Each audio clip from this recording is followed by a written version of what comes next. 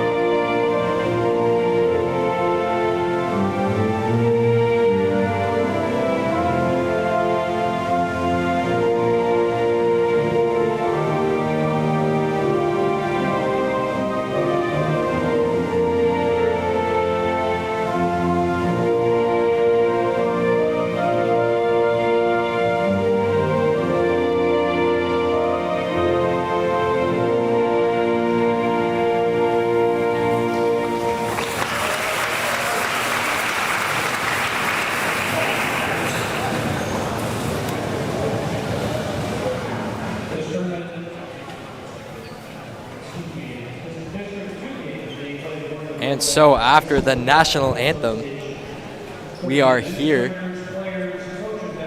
So Grangeville, Kamiah is going to come into this game with a loss from Prairie, losing 45-39, and Troy's coming into this game losing to Genesee 42-37. So both teams coming off of loss. They are in the losing bracket. And so here we go. Some starting lineups are being announced for both teams.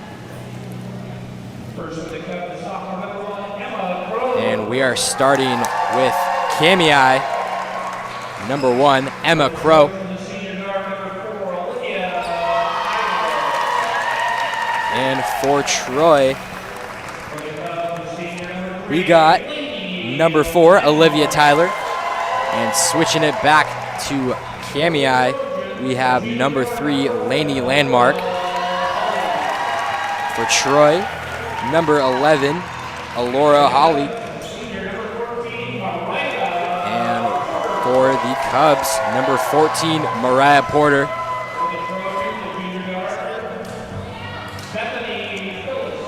For the Trojans, number 13, Bethany Phyllis.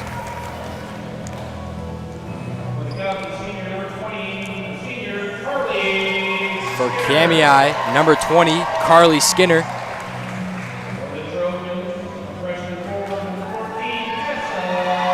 And for Troy, number 14, Tessa Stroner.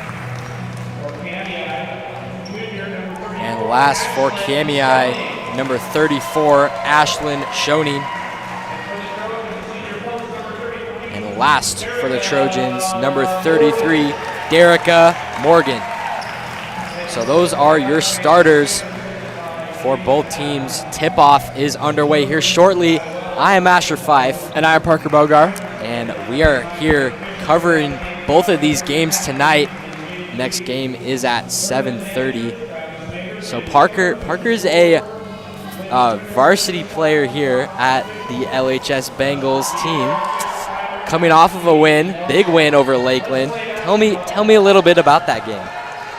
Just a good game for us. We played hard, made the shots when we needed to. I think we won by 18 points.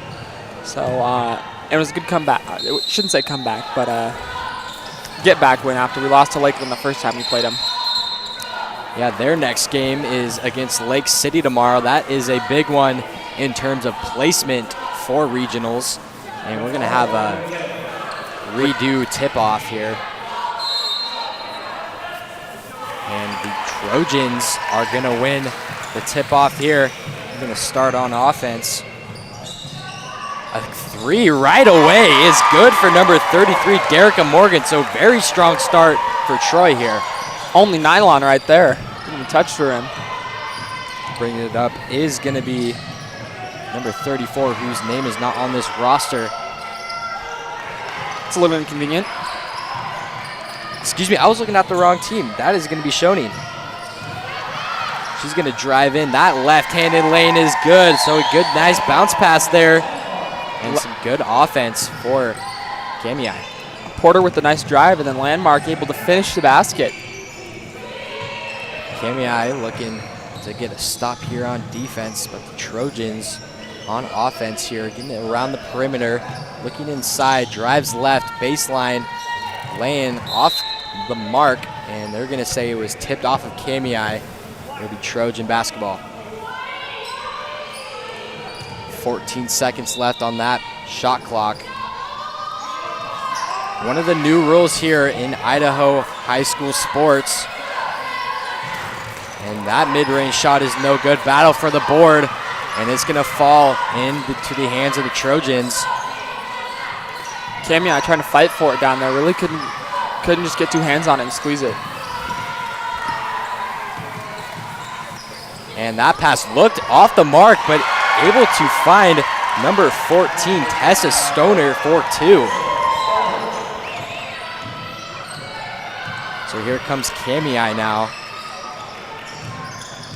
Nice pump fake drive floater, and that shot's going to be no good, but a hard foul. Number 1 foul is going to be on number 1 of Kamiah, Emma Crow.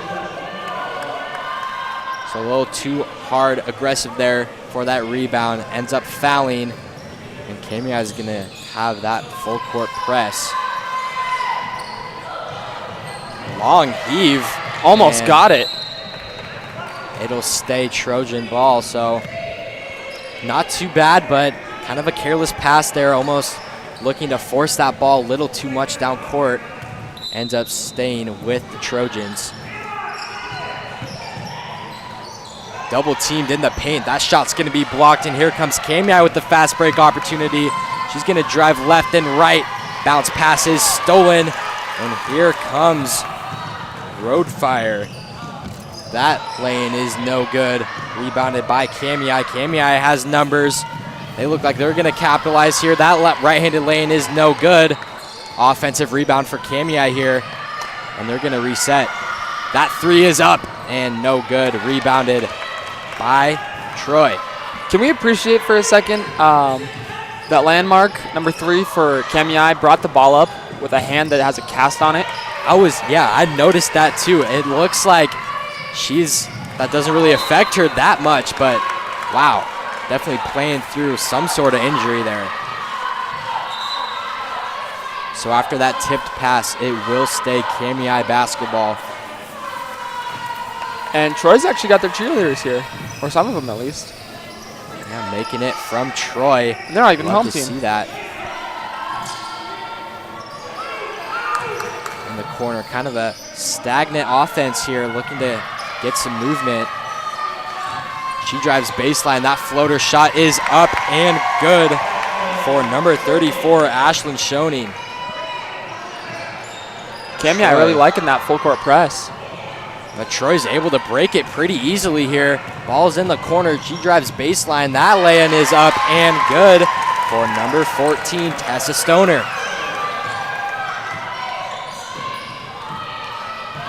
So here's Kamiah driving. She kind of just found herself wide open. She just kept on driving. No one stopped her, and she laid it up for 2. And that ball is going to be intercepted. Here comes Kamiah. Going to drive, skip it over. That mid-range shot is short, and the Trojans are going to get that defensive board. But another steal for this Kamiah team. Ball skipped over to Crow. Crow with a nice pump fake in and up for 2. 2 quick steals there for Landmark, doing a lot there on the defensive end.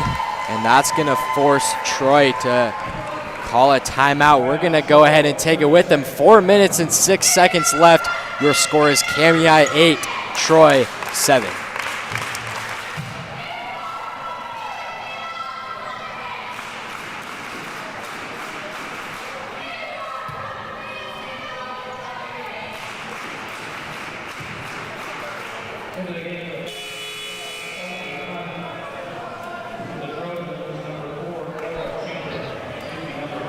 And we are back here in Lewiston. Pretty evenly matched game here. As I said, Kamiah 8, Troy 7. No team really getting an advantage over the other. Pretty solid defense by both sides. As Kamiah is going to stick with that press. It's like a 2-2-1 formation. Skipped pass, could have been stolen, but into the hands of Troy. Nice swarm into the paint. And Troy's going to reset their offense. It seems like Troy does pretty well on offense once they can break the press and get their offense set up. That lane is up, no good. Rebounded, offensive rebound for number 14, Stoner. So she's able to make her own play, get a board, and go up for 2. Kamiah looking to respond. Looking inside, back out for 3. And that misses everything. Offensive rebound, try to save it into the hands of Troy. And they're looking to push that pace. Good hands by Kamiah, and that'll be a jump ball there. So good hustle by Schoening there, able to dive on the floor and cause that jump ball. It'll go to Kamiah. Stoner really doing a lot here for the Trojans on offense. Seems like she's been the keynote to them scoring. Yeah, her presence in the paint has really been impactful here so far. Definitely agree with that. And Landmark is going to go check in for Kamiah, and that's going to send Schoening to the bench.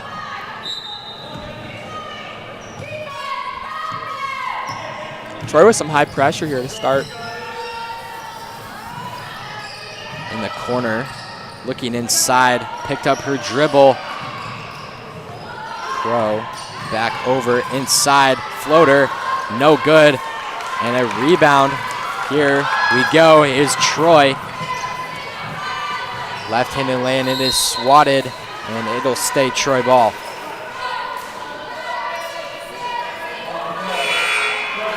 Some subs coming in for both teams. Taking out Stoner for the Trojans.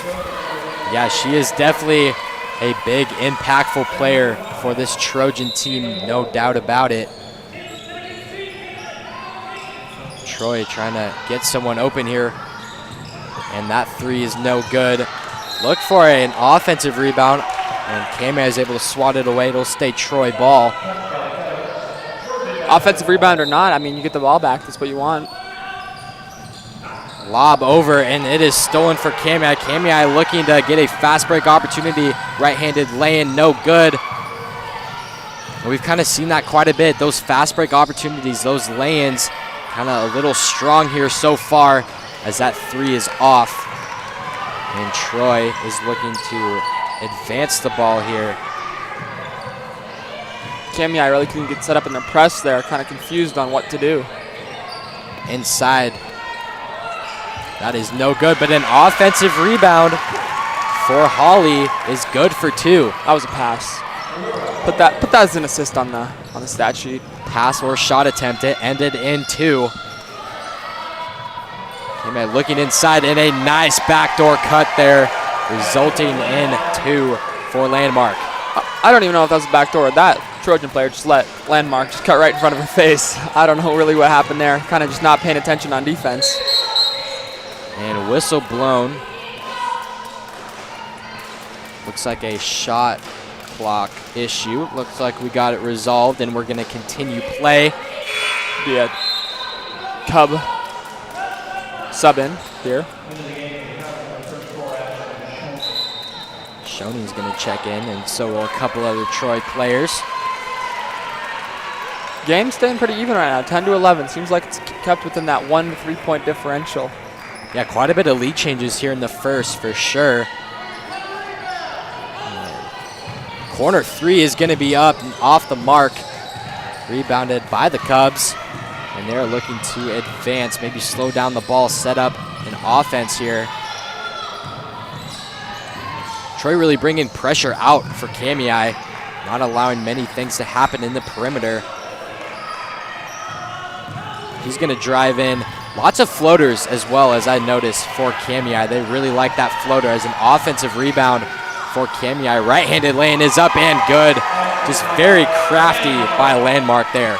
Really, really nice move. That's the second time or third, I guess, that she's really gotten to the basket and had those layups that are just right there on the front of the rim, which you like to have. And that's going to be off the mark. Kamiah doesn't have any numbers. She's going to advance the ball anyway, and she is swarmed by some Trojans, and a mid-range jumper is good for Landmark. Landmark has been on fire so far in this first quarter. 2.5-pointer right there, basically. Yeah, not really the best shot in basketball there. But Feels 2 on the points, 3-point line. 2 points is 2 points, especially in this low-scoring game. In this tight of a game, you can take all the points you can get. Yeah, I don't know if this is low score. This might have more points than our game did last night in the first quarter. Yeah, you guys definitely were finding your stride there in that first quarter. Really turned it up on the last 3 quarters. As Emma Crow is going to check into the game, and that's going to send Porter to the bench.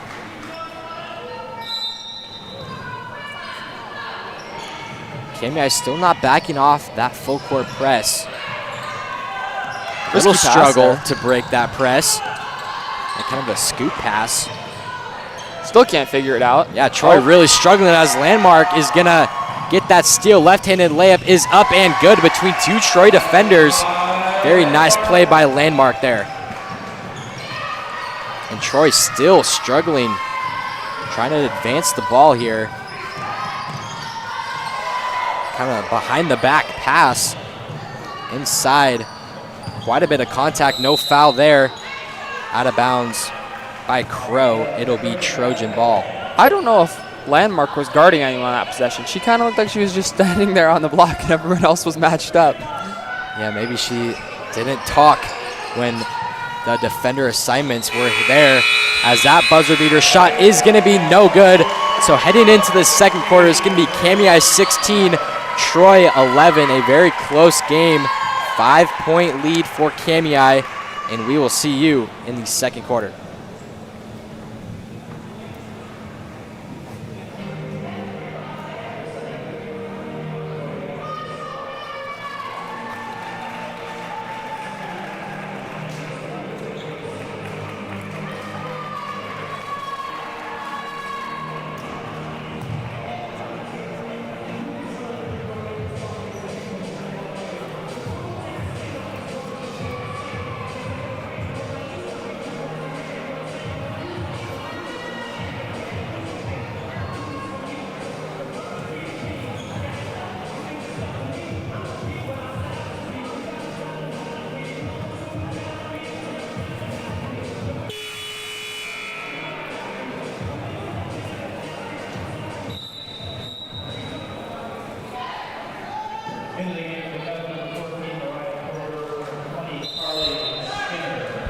So both teams breaking their huddle here, and we are ready to start this second quarter.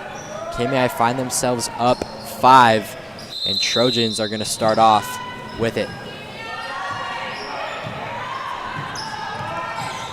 So Phyllis doing the ball handling for the Trojans, driving left, loses the ball a little bit there, and she's going to step out of bounds. Great pressure by Hunt there for Kamiah. Schoning's going to take it down.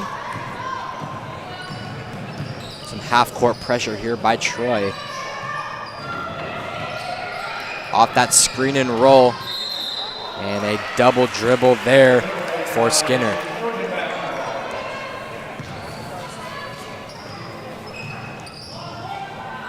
So Kamiah is having some success here with this press. Got a couple turnovers here in the first. We're going to see how they can press in the second, and that looks like it's going to be effective, and a travel will be called on Morgan. Exactly what you want when you press. You want turnovers, and you want them quick. It's a great double team there for Kamiah, as Troy's showing some pressure of their own.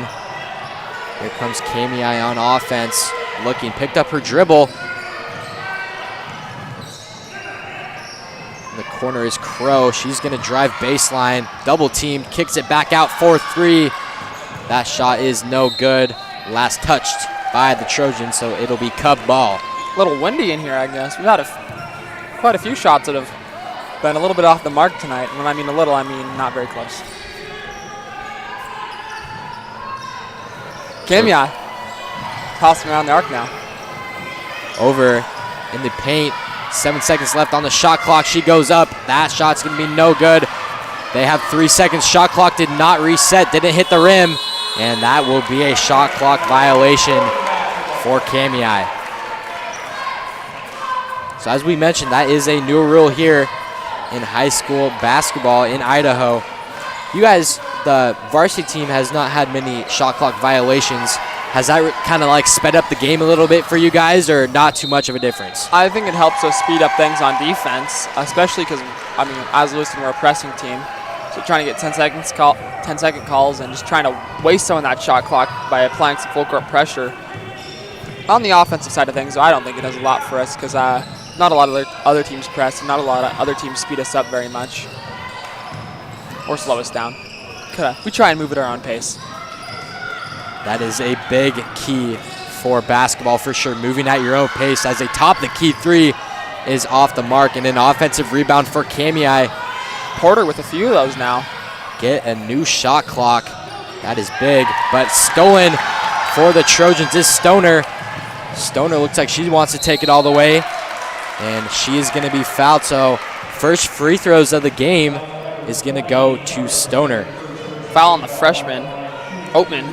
It's been a very clean game. Was this been the first foul? I believe so. Wow. First one of this, I guess this quarter is we're only 2 minutes into this quarter, but I mean, there's maybe only been one other. That foul is going to be on number 20, Carly Skinner, as she sinks her first. And Landmark is going to check into the game.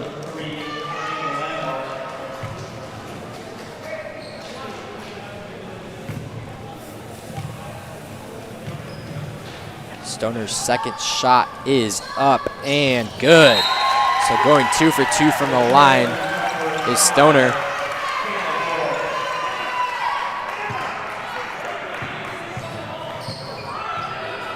Troy still keeping it close here, 3-point game.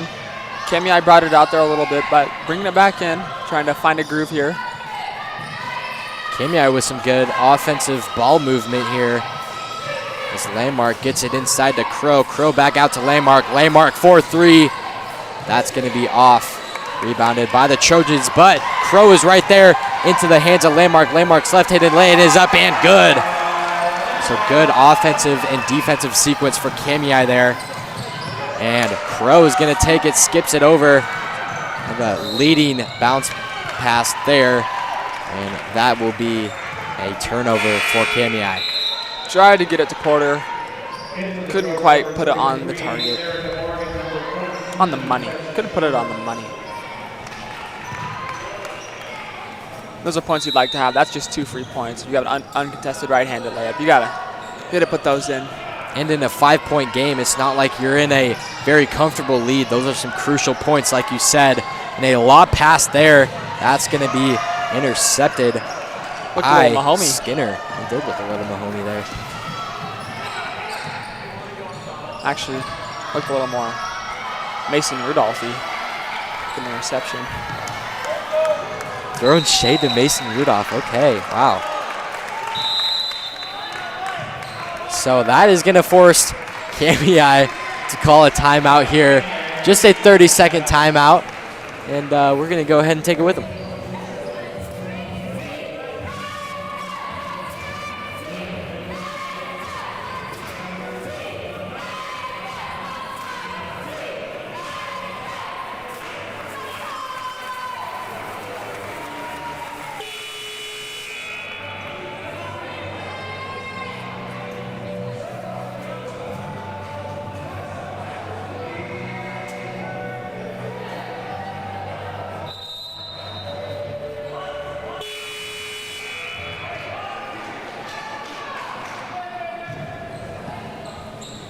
And we are back. 5:06 left in this first half. 18-13 in favor of Kamiah. Kamiah is still with that press. Able to break it is Troy. Troy battling for that ball. And it's stolen by Crow. And that is going to go to the Cubs ball. She's had a few of those hustle turnovers, forcing turnovers, where she just wants the ball more than the other person, and she comes up with it. Crow and Landmark definitely the stars of this Kamiah Cub team, as Crow is able to get her own board and go up for 2. Crow definitely dominant player. Troy's really looking to like air that ball out as soon as they get in the press. And that shot kind of... Wrong side of the backboard there. Yeah. I know, what was it, Kobe Bryant who did that?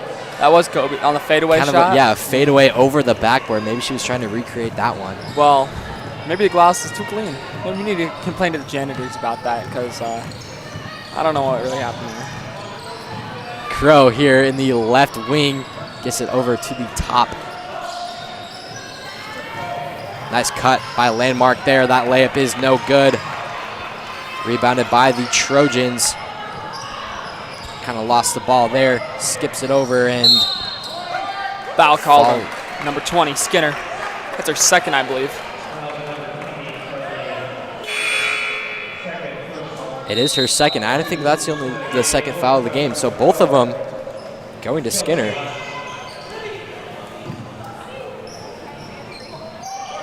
Troy looking to get the ball in bounds. Finally does so. Kamiah doing a good job of getting good ball pressure. Yeah, Troy's kind of been on a standstill on offense.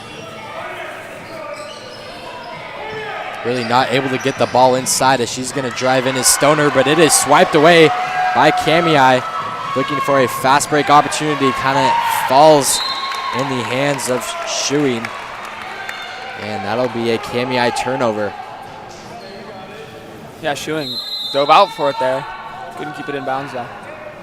So Kamiah doing good on defense, kind of struggling on offense, but they do find themselves up 7 over Troy. And a full timeout, it will be called. We're gonna go ahead and take that with him. Kamiah 20, Troy 13.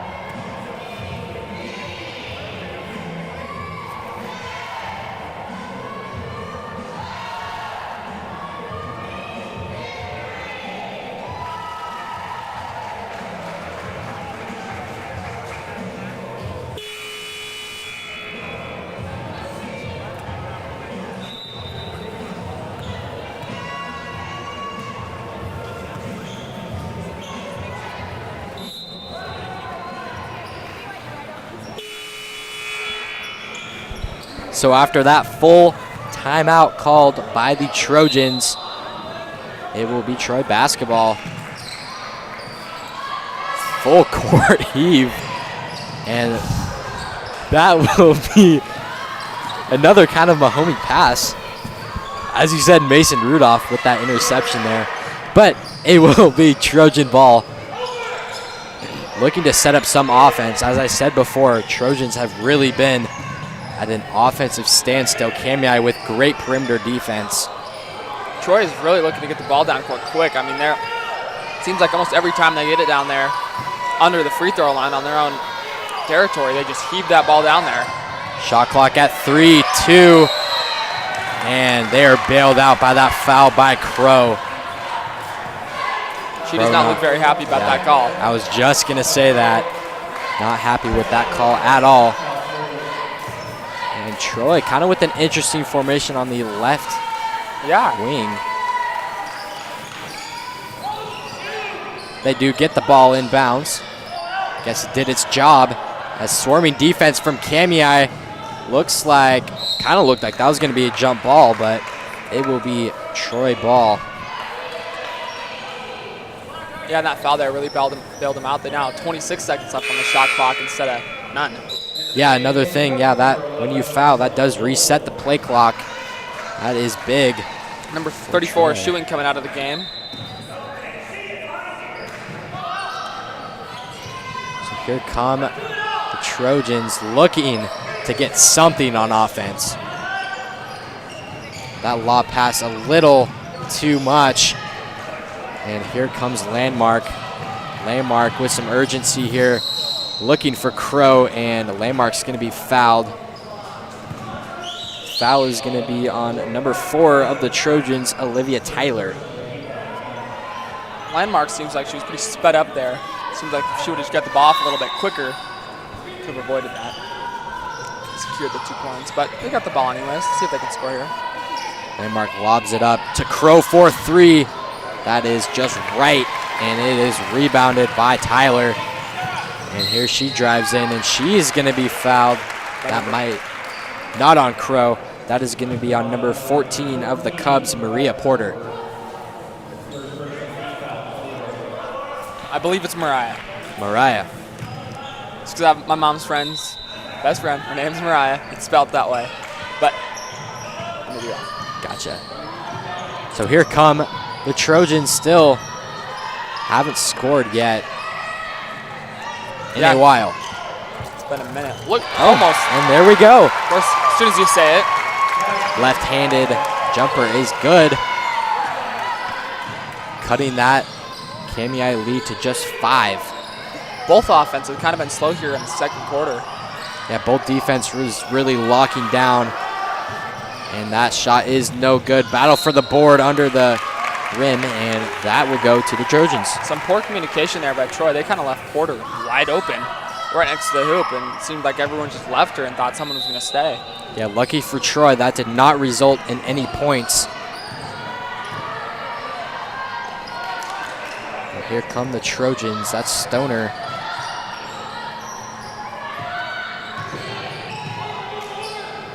Back over. Troy looking like they want to get the ball in the post. They're unable to get a good look in there. Yeah, it just kind of looks like they're waiting, as that foul is going to be on number 14 of Kamiah, Mariah Porter. Oh, wow, they're in the bonus already. Slipped right by me. This will be shooting 2 now. Kamiah with fouling quite a bit of times here recently. First shot is up and no good. I believe that's her first miss from the free throw line so far today. She did go 2 for 2. Make that 2 for 3.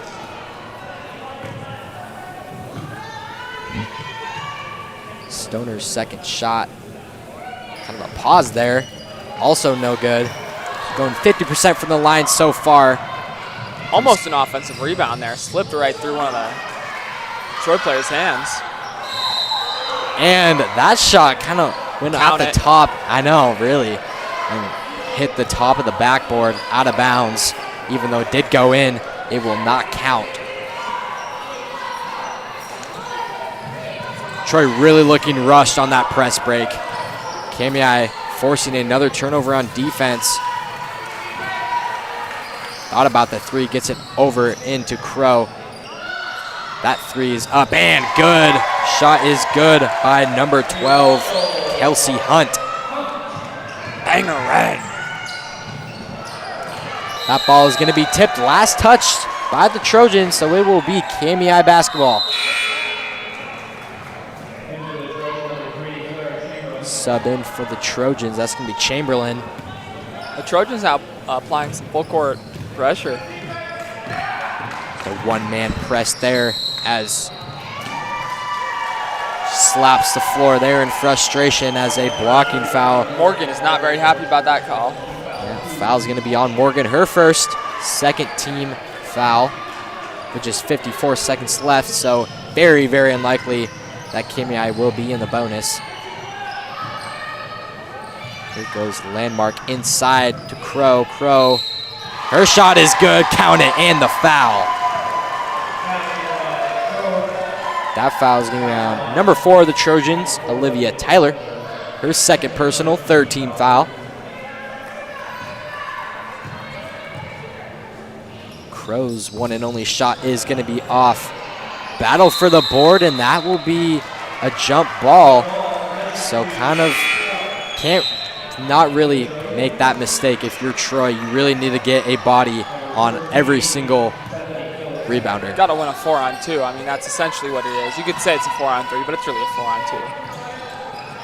Landmark looking to get in, finds Crow. Crow's looking inside. She's going to drive right. Reverse lane, hits the bottom of the backboard, and no good.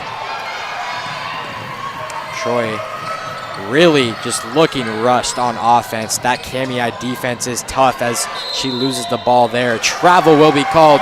Yet another turnover for Troy. That's really been the story of this second quarter.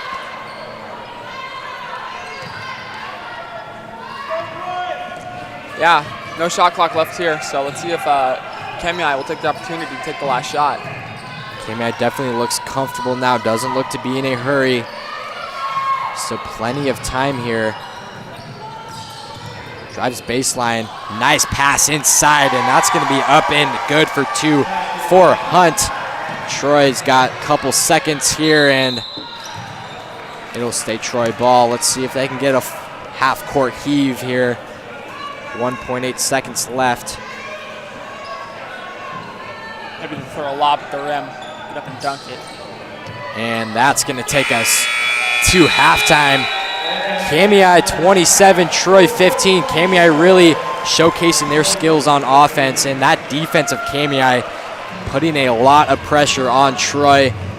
So that will take us to halftime. Any thoughts here about this first quarter, Parker? First half, I think the first half has been really dominated by Kamiah's defense. I think the pressure they apply in the full court has just really prevented Troy from getting set in offense. And it's also been a huge point score from as soon as they get the turnover, they get a fast break lay-in, they get a foul, they draw something up that gets them the point. And Lainey Landmark's been a huge part of that. She's been getting tons of steals and tons of fast break lay-ins. Yeah, Landmark and Crow definitely the story for the Kamiah Cubs. And we are going to see you at the start of the third quarter. Kamiah 27, Troy 15. And this halftime is brought to you by the Diamond Shop. And shop. And shop. There we go. And we're going to throw it over to Sport Physical Therapy for a quick word. And we're going to see you at the start of the third quarter.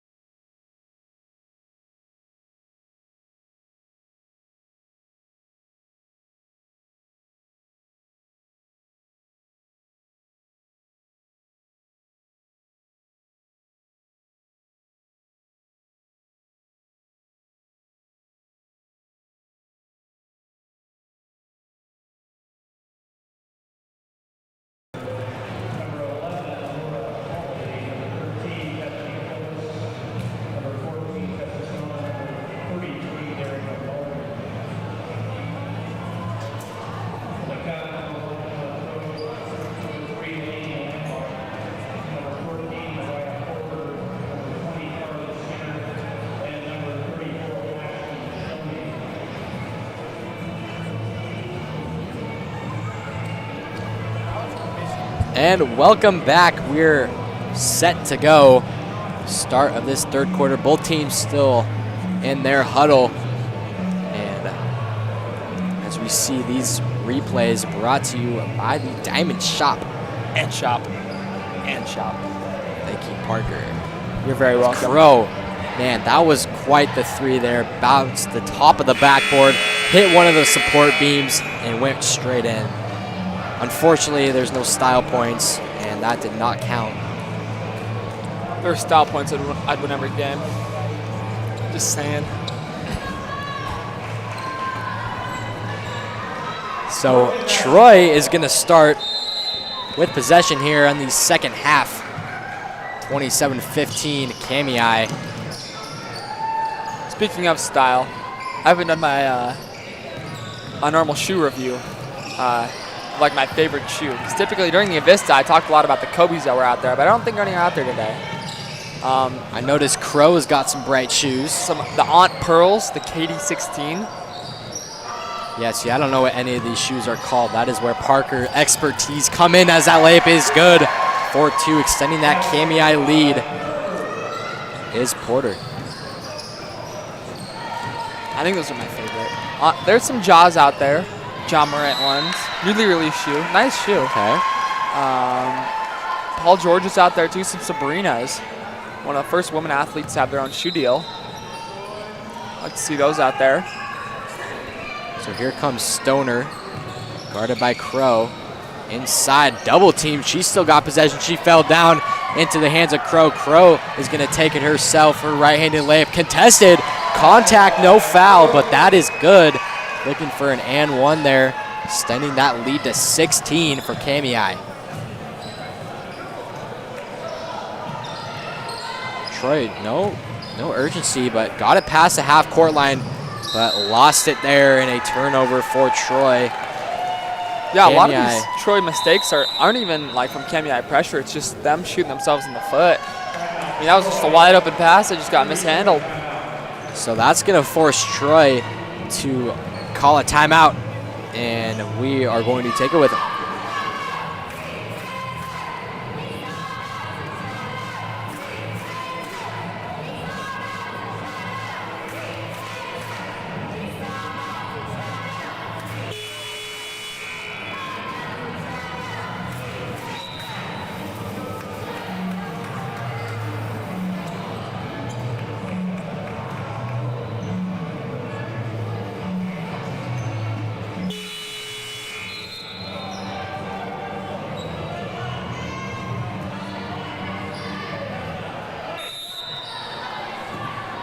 So after that short Troy timeout, Landmark is going to start with it. Gets it over to the right wing, back to Landmark at the top of the key. Looking inside, two Trojans there. Falls to the hands of Kamiah. That layup is no good. Rebounded by Morgan. Morgan double team, gets it, skips it over in the paint. Mishandled there, and that is yet another turnover for Troy. Looked like Landmark got a hand on the ball there as it came in there. Troy's sticking with that one-man press. I wonder what that's about. I wonder if it's a man that they're just not bringing someone else up for, or what it is. Yeah, it's just Tyler there in the backcourt, as that's going to be out of bounds. Will stay Kamiah ball. Landmark is going to take it out. I'd be interested to know what happened to Landmark's left wrist or hand or forearm, whatever that is. Luckily, she is not left-handed. Well, I'm going to assume she's not. She seems very comfortable with that right hand. Some great ball movement in and out by Kamiah, but that three is going to be no good. It'll be Trojan ball.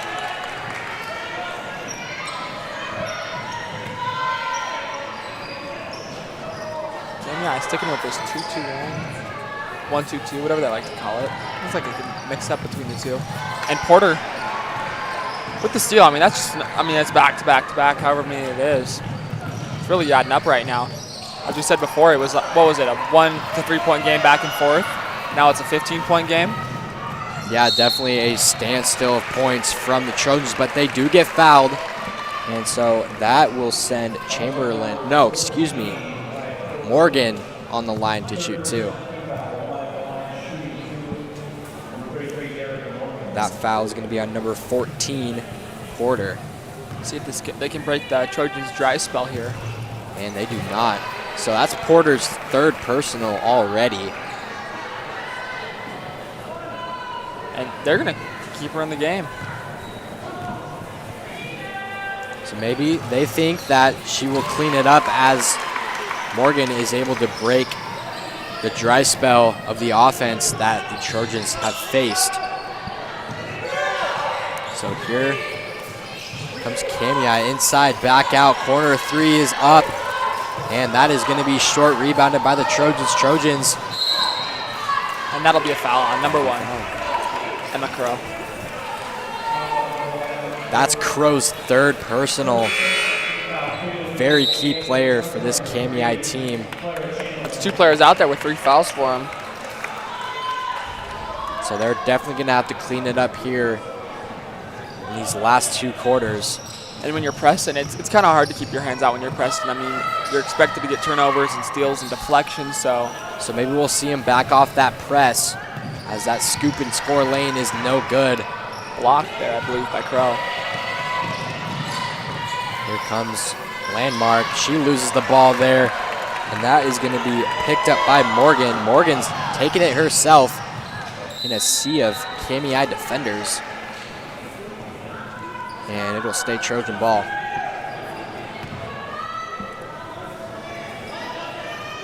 Holly taking it out. Looking inside. Like a one-man play there. Just Stoner just kind of moving around in the press and everyone else just staying out of the way. That lane is strong. Wide open Kamiah player there. Gets it. Nice pass there by Porter to Skinner. Pass up a good shot for a great shot. So Stoner's able to corral that pass. Ooh, and that'll be number 4 on Porter. So you can only imagine that sub is going to be for Porter. It will. With 4 personal fouls, she's going to go take a seat. So 3 team fouls for Kamiah here. As Trojans with that same formation as we saw in the first half. It looks like they're running almost 2 posts down there. They're just trying to get the ball down there in any way they can. But Kamiah, I mean, they're applying such good pressure that it's hard for them.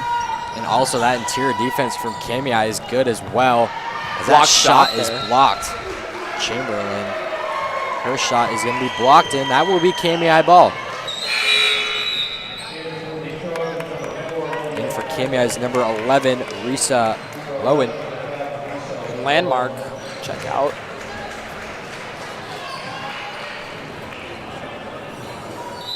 And a little side note, looks like a band is entering the gym now. That is very impressive that a band coming all the way to Lewiston.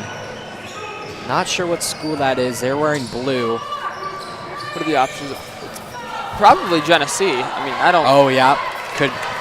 It is the Genesee band getting confirmation from our media trailer. The Bulldogs. Not too far away from here. They're just right up the hill. But still packing all of that equipment. I'm assuming in a bus. Yeah. It's still quite a bit of effort here. As Trojans looking to get some more points on the board, but that is going to be intercepted by Hunt. Hunt's going to take it. Trying to take it herself, but great defense by the Trojans. And that's going to be a turnover for Kamiah. Tried to tiptoe the out of bounds line there and haul the ball in, but couldn't do it.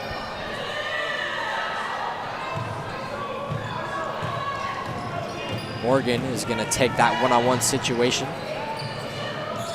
Top the key over to the left wing. She's going to drive in into a bunch of Kamiah players, and if that's on Crow, that's going to be her 4th. It is on number 11, Lowen. Risa Lowen. So fortunate that was not on Crow. And Troy trying to inbound the ball. Finds Morgan. Morgan 4-3. Rattles in. believe, is that the first three-pointer for the Trojans? That might be. I mean, that one just sneaked in. But a good momentum shift for the Trojans, finally finding something on offense other than that free throw early in that third quarter. As Kamiah gets it in to Crow, and that is good for 2. Crow just working their way through the low post down there and eventually finding an open gap and capitalizing on it. So Kamiah able to respond to Morgan's three-pointer. Trojans trying to get some more points on the board here. Find themselves down against Kamiah.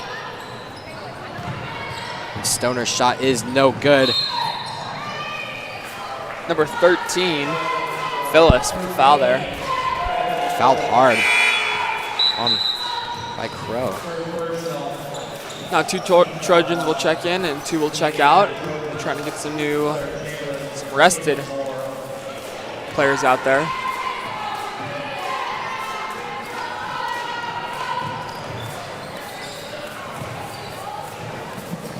Almost a steal there for the Trojans. Couldn't quite come up with it. Now a three-pointer is up.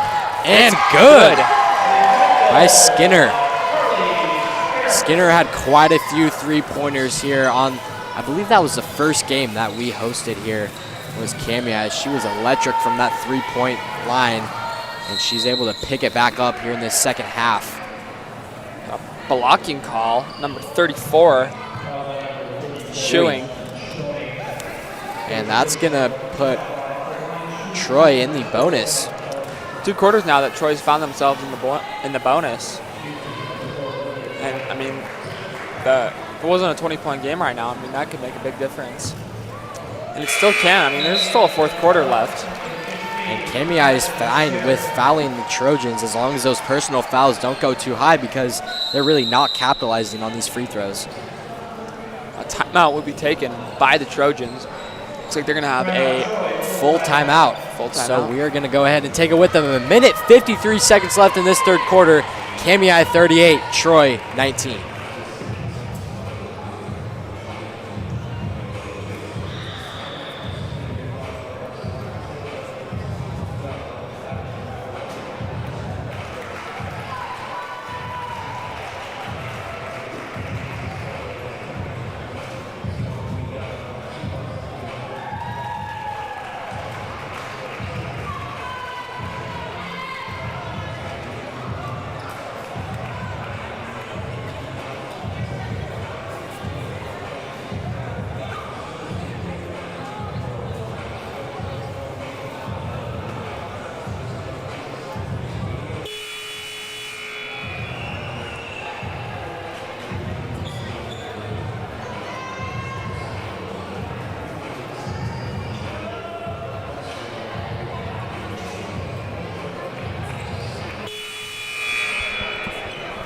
After that full timeout called by the Trojans, we are going to start off with Tyler shooting 1.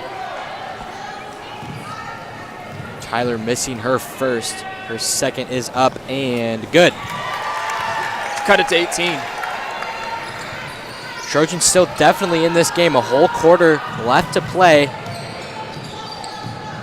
But Kamiah trying to diminish their opportunity here. But stolen by the Trojans. Here they come. And she loses the ball. Crow in possession in between the legs of Lowen. Whistle blown. It's going to be Kamiah basketball. Not sure what the call is here. Looks like these two officials are having a difference in what they're seeing. Here's the replay here. Good hustle there. And I believe they're going to call that a jump ball. They will. Not sure. What was it? Was that a jump? Jump ball. Yep. It was a jump. I'm not sure if that was because they couldn't agree on a call or because it was actually a jump ball. But it will go to Kamiah. And we continue play here. And she's just going to take it herself. And that's going to be a charge. I believe that's Chamberlain taking it. Foul is on. Number 34, Shoeing. Her second. And I know your head coach, Brooks' mom, loves when your players, or when you guys, not your players, you guys take charges. He gets fired up, and I'm assuming every coach is like that. Oh, yeah, whole team gets fired up.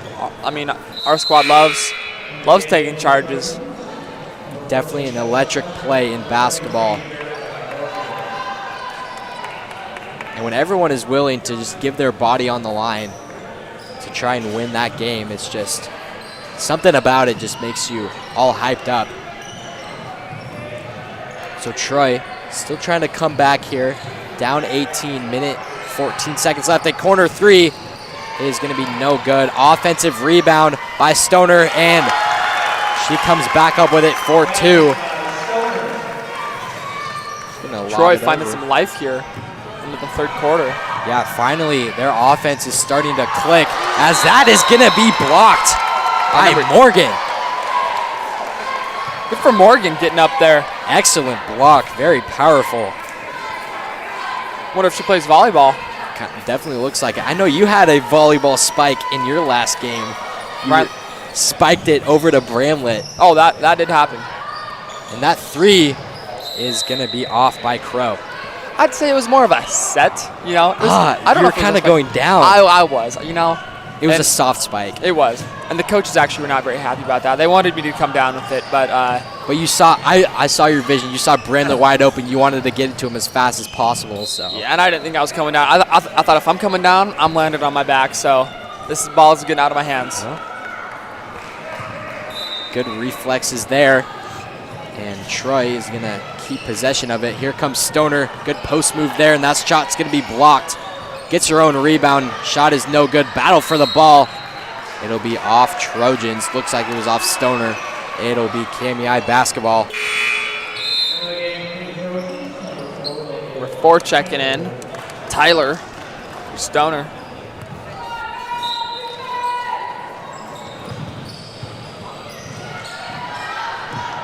So here comes Kamiah, kind of with the full head of steam here. Over to Crow. That'll be another jump ball. 20 seconds left on the clock. I'm surprised Kamiah didn't try and slow it down and get the last shot there. Troy now with an opportunity to finish off a strong end of the third quarter. Yeah, Troy has had a very excellent second half of the third quarter. They look to continue that coming into this fourth, and they can get a last shot opportunity if they want. We'll see how Morgan deals with the time. Morgan faking right, goes left, over to Stoner. Loses the ball a little bit there. She's going to drive baseline, and she is going to be fouled, is Tyler. And so she will go to the line for the second time here in this third quarter. Foul is going to be on number 15, Addison Skinner. Just her first. Trojans were in the bonus anyway, but that was a shooting foul, as Tyler's first shot is up and good. Whether it's on a free throw or making the shot, I mean, Trojans are putting more points on the board, which obviously is what they need right now. And she sinks her second. Going 2 for 2 on the line there. And I believe that is Haley Van Pelt's first time coming in the game. And with 3 seconds, 2 seconds, no one stopping her. Floater is up and good. So no one picking up number 34, Ashlyn Shuing, and she was just able to drive in for that easy lay-in there. Yeah, that can happen. I mean, obviously you don't want to see just go coast to coast and no one stop you. I mean, great awareness by Shuing there, realizing she was open. No one's going to stop her, and a nice floater. Great way to end the third quarter for the Trojans. Or, excuse me, for Kamiah there.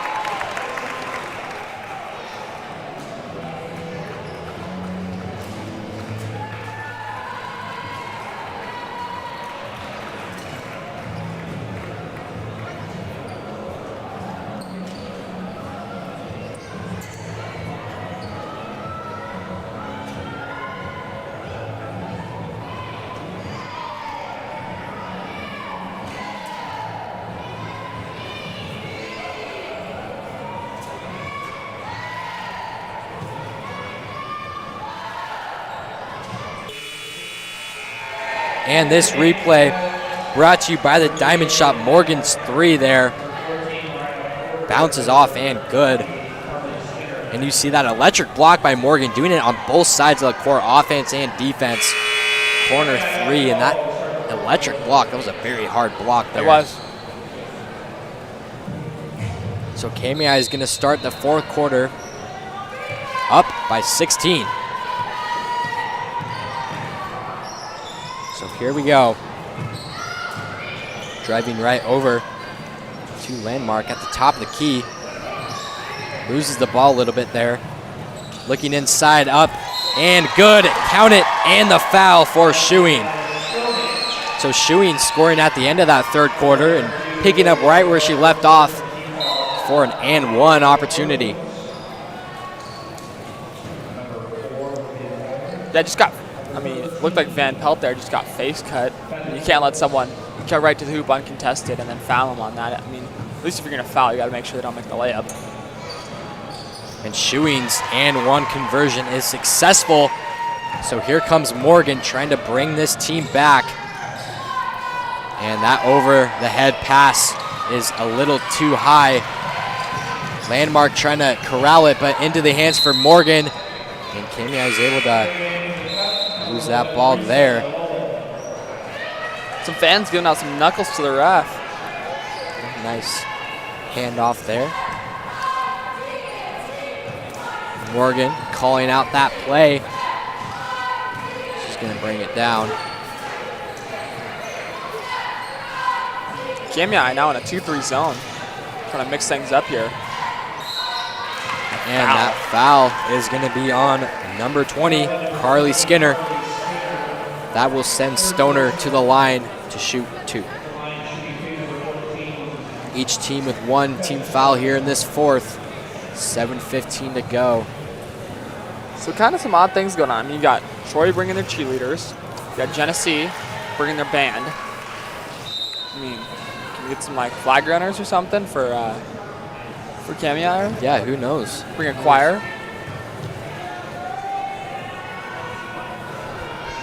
Stoner's second shot is good. So in for Stoner is going to be number 3, Clara Chamberlain.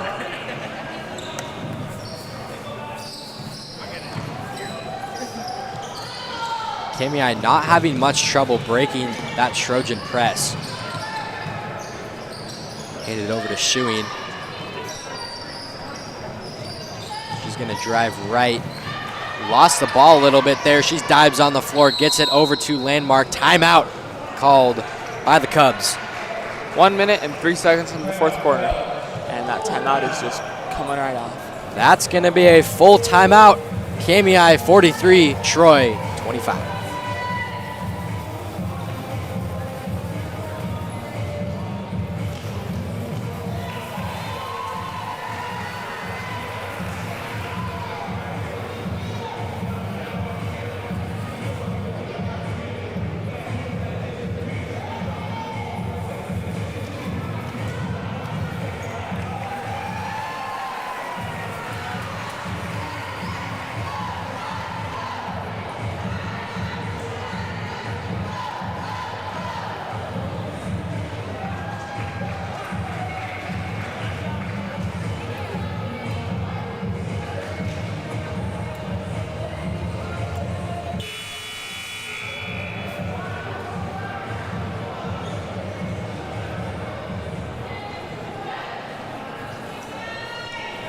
So after that full timeout called by Kamiah. Yep. Troy is going to start off with that 2-3 zone. We saw Kamiah in that 2-3 zone.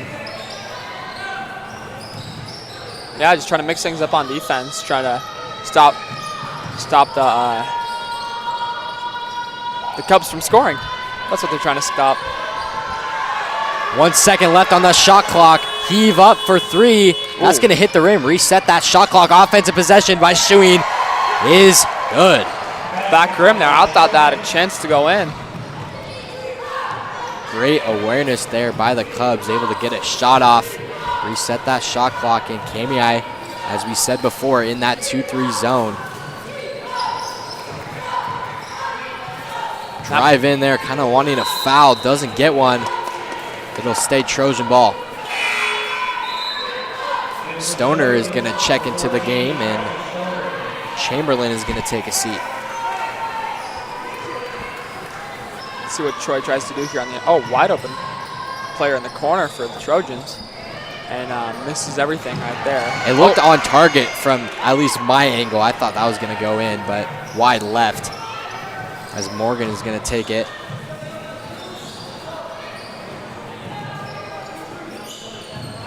Looks like Troy doesn't really know what to do here. Oh, and that three is good by Holly there. Kind of an unexpected three-pointer, at least from my perspective. But that is synced in for 3. Good pressure there by the Trojans. Skips it over to a wide open Chewing, but that ball is a little bit too high for her. She was wide open in that right block. Yes, she was. I wonder what happened there with the Trojans. Kind of forgot an assignment. But Trojans having good perimeter defense kind of altered that ball. A long skip over. A 3 is up and good. So back-to-back three-pointers for the Trojans, this time from Phyllis.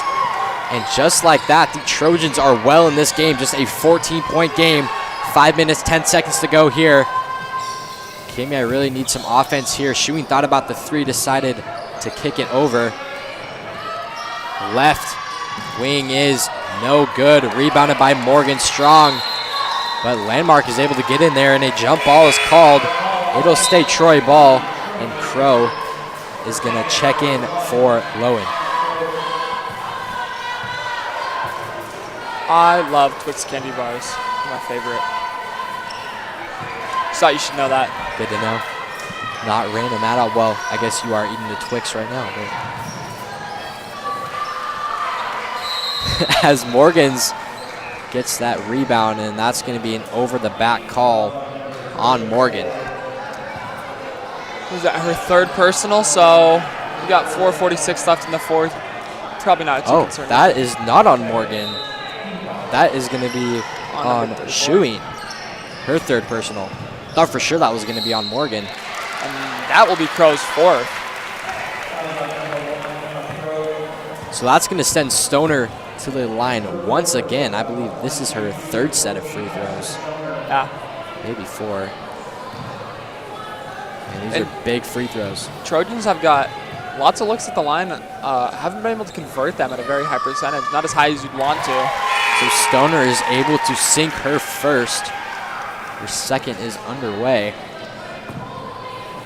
Just a 13-point game. It seems like Troy has really been trailing here, especially after that first quarter. And Stoner will take a seat. And in for Stoner is number 5, Caitlin Moore. Troy's really been chipping away at this lead. I mean, it hasn't been a ton, but I mean, it was 20, now it's 12.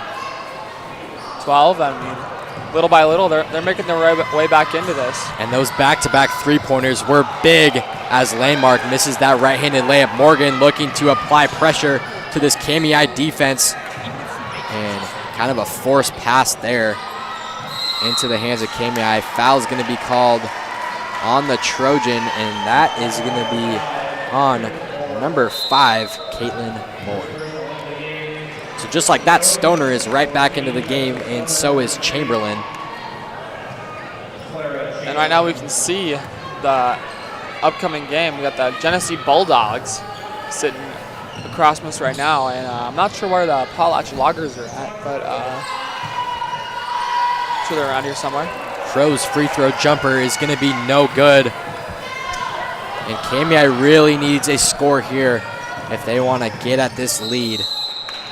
Time definitely starting to become a factor as Stoner is going to travel there.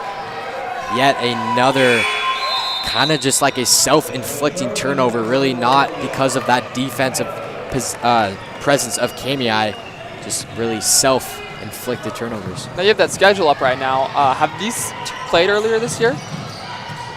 Let me see.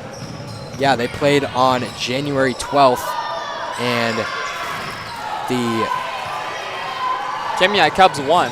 Yes, they did, 44-36. So close pretty game. Close game. Definitely some evenly matched teams here. Again, this is the loser side of the bracket. They can fight their way to the winning side. So that's almost identical to the score. We're at 45-33. So I mean, definitely could be a similar outcome. So here comes Landmark, over to Crow, and Crow's going to be fouled. That foul is going to be on number 11, Risa Lowen. It's Troy's third personal. And, their third team foul, meaning they got 2 left to give before they give the Cubs the bonus. And likewise for the Kamiah, 2 more fouls to go before the Trojans are in the bonus. So the Cubs should be in no rush to get a shot off, as a long mid-range shot is up and good. So scratch that as Skinner makes a long mid-range shot. There's been quite a few like those deep middies, you know, like heels on the 3-point line. And that left-handed lay-in, or left-handed kind of floater, I guess you could say, is good by Phyllis. So here comes Landmark with a full head of steam. No one stopping her. We've also seen quite a bit of that, just no one really picking up the ball. Yeah, she's just going crossover after crossover in front of the defender and found herself at the rim. And back-to-back fouls by Holly there. It's going to bring that Troy foul count to 4, so they got to be careful here with only 1 left to give. And that corner 3 by Schuing is good. Big time shot there by Schuing, extends that lead to 15 for Kamiah. That 3 misses everything, rebounded by Landmark. Landmark almost crashed into that stands there. That foul is going to be called on number 13 of the Trojans, Bethany Phyllis. Her second personal, and that will put Kamiah in the bonus. So Landmark is going to go on the line to shoot 2. She could extend this lead to 17 if she sinks both of them and misses her first. In for the Trojans is number 3, Claire Chamberlain, and that is going to send number 13, Bethany Phyllis, to take a seat. Landmark's second is short. Offensive rebound almost by Crow.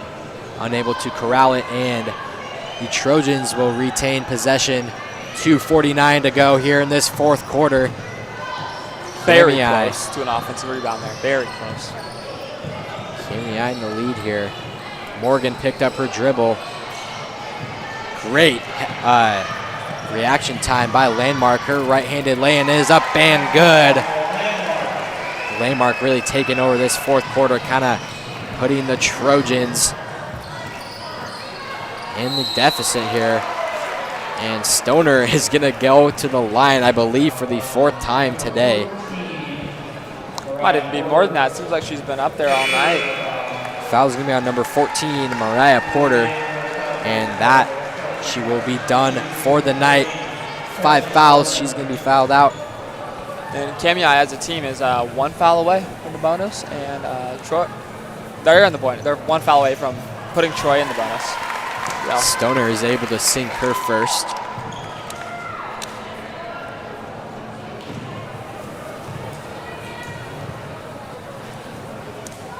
Stoner's second shot is up and good. So Stoner, the amount of times she has gone to the line, she's able to capitalize on most of her free throws. Pretty good percentage from the line tonight, as Schuing is going to take it for Kamiah. Imagine she's going to want to milk that play clock as much as she can.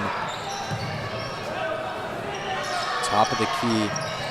Double team there, able to thread the needle there, but that lane is going to be no good. And Stoner lost the ball there, poked away by Landmark.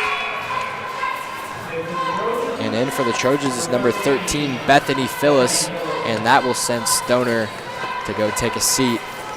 Minute 56 to go here. It is not looking too good for Troy. Hey, well, their cheerleaders are staying in. All the people that believe they do. Look at them down there on the baseline, giving it their all. Morgan in the corner.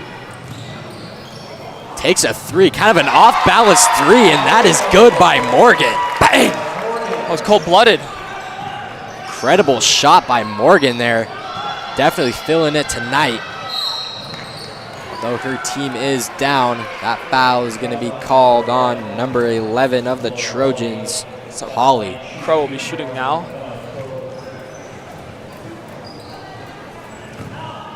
So Crow and Landmark really just the most solid players for Kamiah.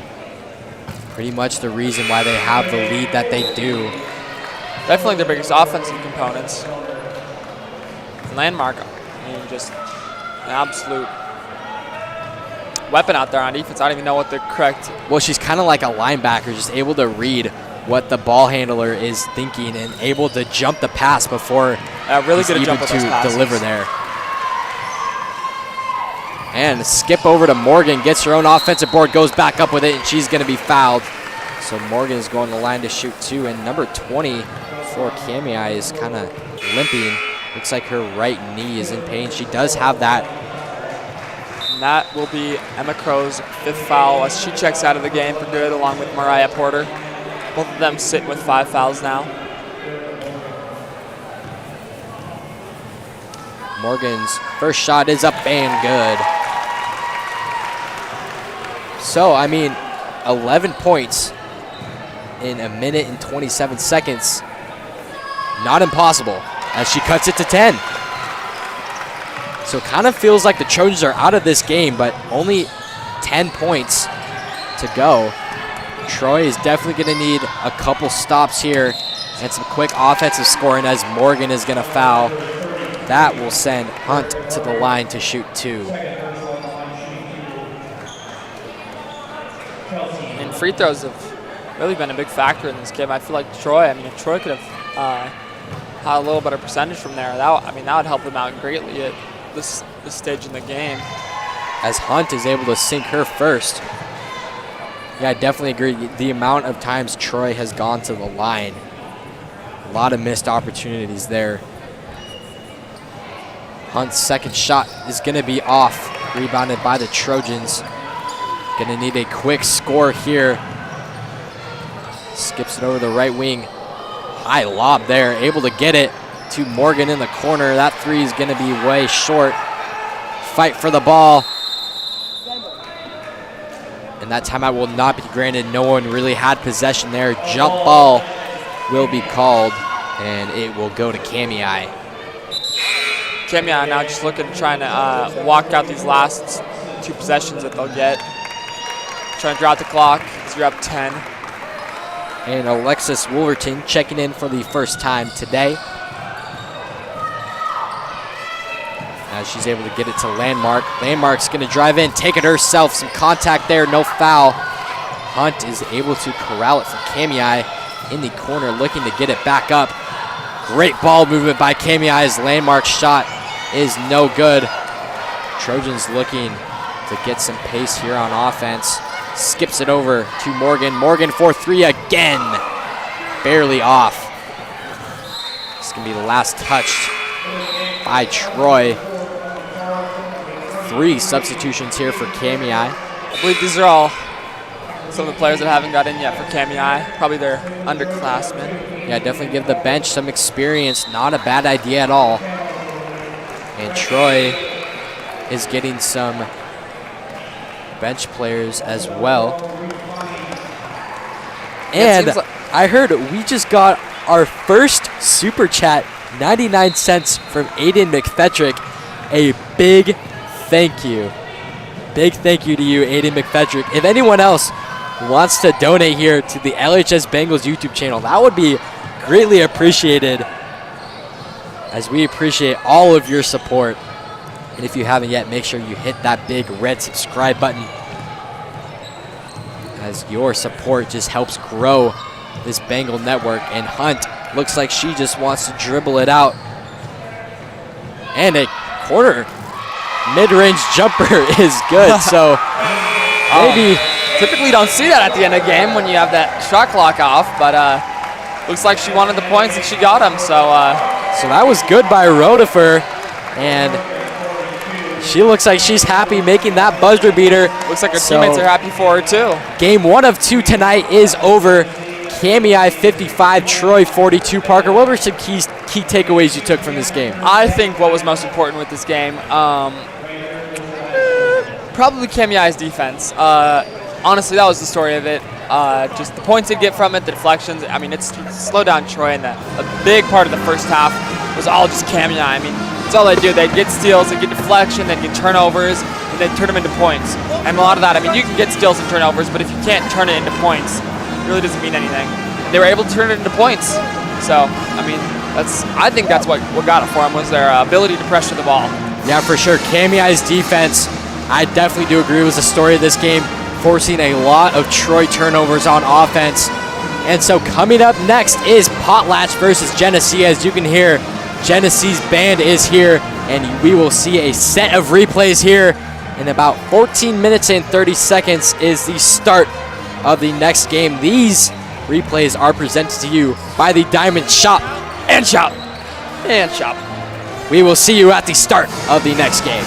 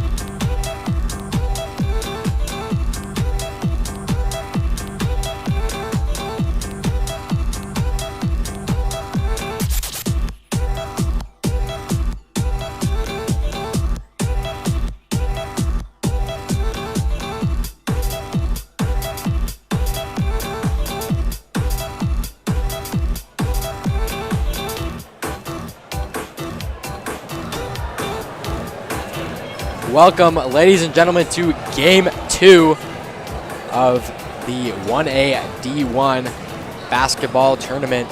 We got the Genesee Bulldogs against the Potlatch Loggers. Genesee is coming in 13-10, and Potlatch is coming in 3-12. And for Potlatch, their last game they lost against Troy 48-74.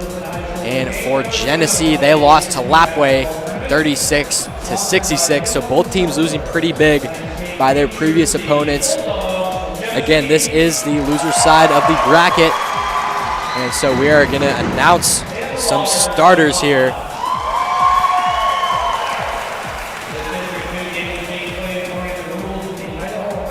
Going over some of the rules here. So just a little first takeaway. The Genesee jerseys are sponsored by Jordan. We got the Loggers jersey are sponsored by Nike. Ooh. I don't know if sponsor is the right word. Let's go made by. But little difference there. I'm trying to think. The Cubs had the Under Armour jerseys. Different branding here. Yeah, I'm not sure what the... We're going to start off with Genesee, number 1, Riley Lessman.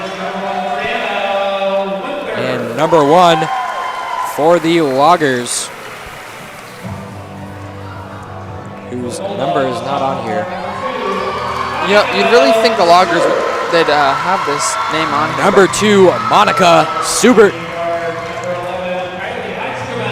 We got number 11, Kylie Heitzman of the Loggers. For the Bulldogs, number 5, Aubrey Barber. I wonder if she gives out haircuts. Nice. Number 15 for the Loggers, Jaylee Fry. And for the Bulldogs, number 20, Jaylee Wellard. We've got number 20 for the Loggers, Elena Vowels. And finally for the Bulldogs, we have number 22, Kendra Meyer. And for the Loggers, number 22, Peyton Reynolds.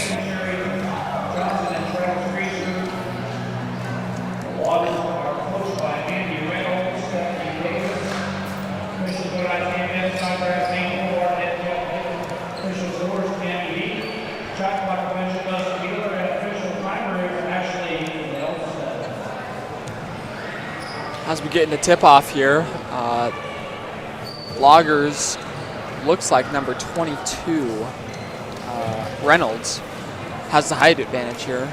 Let's see if they'll win the tip. Always kind of, oh, and it almost looks like Genesee right behind him's got a little bit of student section. Here we go, standing up. We love to see some students there showing some support.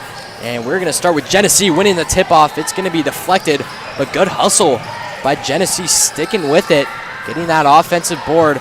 Ball inside, scooped in, but that is missed. And a couple offensive rebounds for Genesee, unable to capitalize. It will stay Genesee ball. So number 20, Chloe Greaser, is going to take the ball out for the Bulldogs. 3 early shots from her. So here we go. Top the key, inside, back out.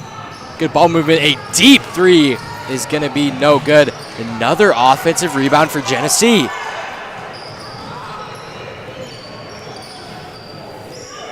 Genesee taking another deep 3. That's going to be no good. Finally, a defensive rebound for the Loggers, and they get a chance on offense. So after a lot of offensive rebounds by Genesee, unable to capitalize, no points received from all of those offensive rebounds. Here come the Loggers. She's looking inside, looking for someone. Finally in the corner. And a corner 3 is going to be up and no good. Fight for the board here. It's last touched by the Loggers. It'll be Bulldog ball. And that one just rimmed right out. I mean, thought it was going in. Little spin action. So a lot of chances for both teams to get some points on the board early, but unsuccessful on both sides. Loggers in a 2-3 zone. Ball's back out. A 3 is going to be up, and no good.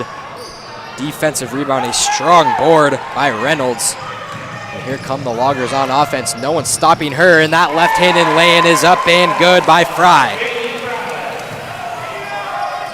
So we kind of saw that a lot in the last game, just no one picking up the ball there, and she just kind of found herself wide open as another deep 3 is going to be up and no good, but a wide open offensive rebound for number 22, Meyer.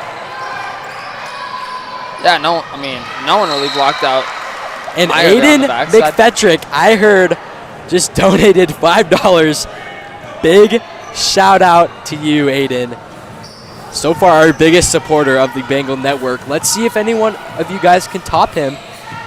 Not saying it's a competition, but your donations will be greatly supported here on the LHS Bengals YouTube channel. Make sure you have subscribed if you haven't yet. This content is for free as a scoop layup is up and no good. She gets her own offensive board, a dog pile for the Bulldogs. And a jump ball is going to be called. Now let's see the Loggers come out and what looks like a, not sure what set that is. Thought it was going to be a box set.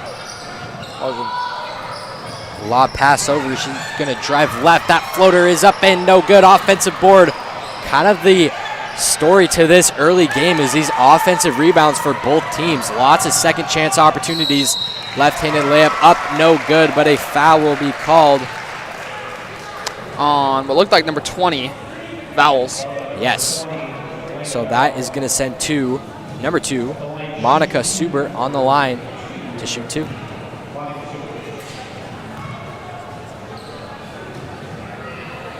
Her first shot is no good, so it's going to stay knotted up at 2. 5.5 minutes to go here in this first quarter. And the Genesee student section started to sit down. I wonder if someone told them to sit down or if they just kind of lost their passion for it. Well, normally it's the opposite. You stand up, and unless your team scores, it's kind of the opposite there. They scored and they sat down. Yeah. But that foul is going to be called on number 2 of Genesee, Monica Subert. So after she shot those free throws, she committed a foul there. Her first, team's first. So early in this first quarter. Loggers really not getting anywhere, and that left-handed layup up, no good. Good defensive rebound there by Geezer, and she's going to be fouled. That foul is going to be on the Loggers. Number 11, Kaylee Heitzman. And number 22, Meyer, will go to the line to shoot 2. Dos. Not a big fan of Spanish class. First one's good. Meyer, yeah. Thank you. Able to sink her first. Meyer's second shot is up and no good. Fight for the ball there. Good hustle by Subert there. But it'll end up in the Loggers' possession. And an over-the-head pass intended for Heitzman will be a turnover for the Loggers. And number 20, Chloe Greaser, is going to go and do the ball handling for Genesee inside. Back out.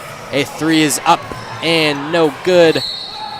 Last touch by the Loggers. It will stay Genesee ball. Loggers having a really rough time rebounding here on the defensive end. That's something you really need to clean up if this game's going to stay in it, because, I mean, if you just get opportunity after opportunity, Genesee's eventually going to put them in. And that corner 3 is no good. Rebounded by Fry, and she's just going to take it herself. Going up against Leisman. She lost the ball a little bit, but she is going to be fouled. That foul is going to be on number 22 of Genesee, Kendra Meyer. Number 5's checking in for the Potlatch Loggers, Mitchell. Box formation here for the Loggers. Gets it inside. Across the paint. And a travel violation is going to be called. A few too many steps. Happens. Happens. And so here come the Genesee Bulldogs. Kind of looked like a travel there, baby. And it will stay Genesee ball. Some Logger fans not happy about that one. Yeah, it looked like. That was kind of an odd sequence there. I wasn't sure really what happened. Yeah. It was kind of. But it will be Genesee ball here. Loggers almost got possession of that one. He's driving baseline hard. A lot of contact. No foul. That shot is good anyways. Great job by Greaser there, going through the contact. And ball is going to be intercepted by Meyer there, and that foul is going to be on the Loggers. That will send Meyer to the line to shoot 2. And we're just the broadcasters, you know. We're not the officials as much as that would suck. We're not. Foul is going to be on Mitchell. That's going to be her first. Potlatch's third team foul. And Meyer's first shot is good. Number 3 checking in. Sydney Banks. And Subert will go take a seat. I'm assuming it's Subert. Not quite sure there. I apologize. Number 10 will also check in. Basinger. Compound last name there. Exactly. Keeping it interesting. And Genesee trying to stop the Loggers on offense. And as we saw, those self-inflicting turnovers, we saw a ton of those in the last game. That's really what prevented a comeback. And a self-inflicted turnover. Another one for the Loggers. Not really sure what happened there. It looked like number 15 for the Loggers, Fry, just kind of got lost as Geezer slid behind her back. And yeah, that was a wide open dump off. Great feed there, unable to finish, but a foul, and that will send Banks to the line to shoot 2. One more foul, and that will be Genesee in the bonus. Yeah, 4 early fouls here for Potlatch. I mean, still 4 minutes left in the quarter. Banks' first shot is unsuccessful. And so Genesee did bring their band, and Potlatch has brought their cheerleaders, so they're not bringing nothing to the table. So both teams, yeah, as you said, bringing something to the table. We saw cheerleaders in the first game. Numero 5. Yeah, that will be the 5th foul for the Loggers. 5 team fouls for the Loggers. Foul is going to be on number 22, Peyton Reynolds. Already her second. I wonder if that student section right there that we have for Genesee is the band. Because it doesn't look like the band's up there anymore. Oh, interesting. Wonder where the band went. Well, I think that's them in the student section. I think they just moved. Interesting there. They left all their equipment up there and went down. Maybe they'll go up for halftime. Her second shot is going to be no good. Trying to gather that pass there. Drives baseline. There's contact. And yet another foul for this Loggers team. They've really been stacking up the fouls here in this first quarter. Yeah, I mean, Genesee's just been attacking really hard towards the hoop, and they've been able to draw contact. So that foul was on number 25, Avery Nagel. As that is going to send Banks to the line to shoot another 2, and she connects on her first. Loggers going to need to be careful here. I mean, you don't want all your starters in foul trouble in the first quarter. I mean, not even barely halfway done with the first. And Loggers just kind of losing it on offense here. Haven't really got anything going yet. Number 12 will check in for the Genesee Bulldogs, Maya Scharnhorst. So Potlatch is going to go ahead and take a timeout. Let's just say 30-second timeout. Let's stay here. So Genesee 11, Potlatch 2. What are you telling the Loggers here in this situation, Parker? I mean, they got to rotate on defense. They can't be getting driven because a lot of times is they get driven and then dump off, and they foul the dump off. So start at the source, and that's keeping who you're guarding in front of you. That and then stay straight up. I mean, Genesee is definitely doing a good job of going into them, but I mean, the Loggers, they gotta stay straight up and they gotta quit being driven. Well, there you go. Expert analysis by Parker Bogar there. Once again, the varsity player here on this Lewiston Bengal boys team. They do play tomorrow, so make sure you stick around here on the LHS Bengals YouTube channel. Ball is inside, kind of a sea of defenders there for the Loggers. And Fry is gonna take the ball down. Finally, an offensive possession for the Loggers here. Seems like they have been on defense the entire first quarter as they were able to connect there, as Mitchell is good for 2. Weaving through defenders, a floater there for Fry, and that's going to be no good. And Mitchell's able to corral that one.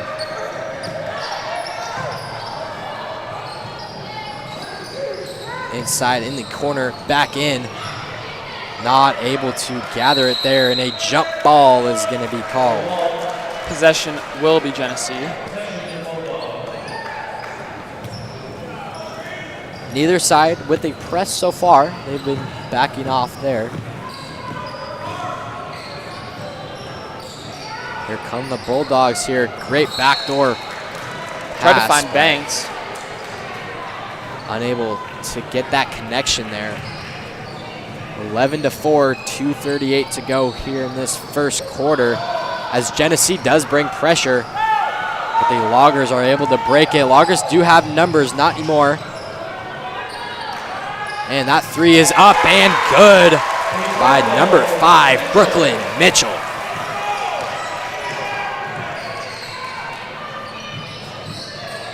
Genesee drives in. That layup is up.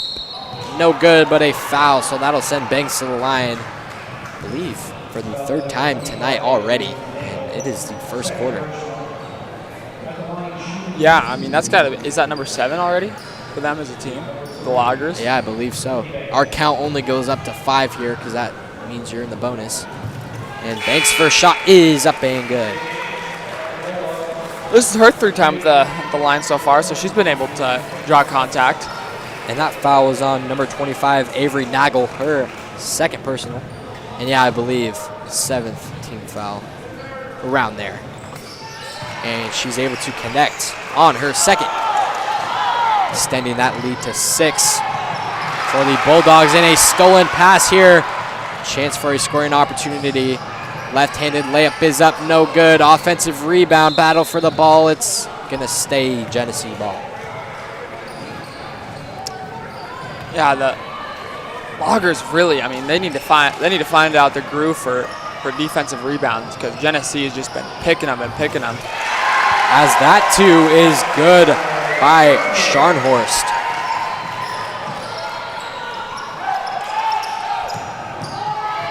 Here come the Loggers there. Good bounce pass across the paint, but unable to connect. Here comes Banks. Almost looked like she was going to gather that 3.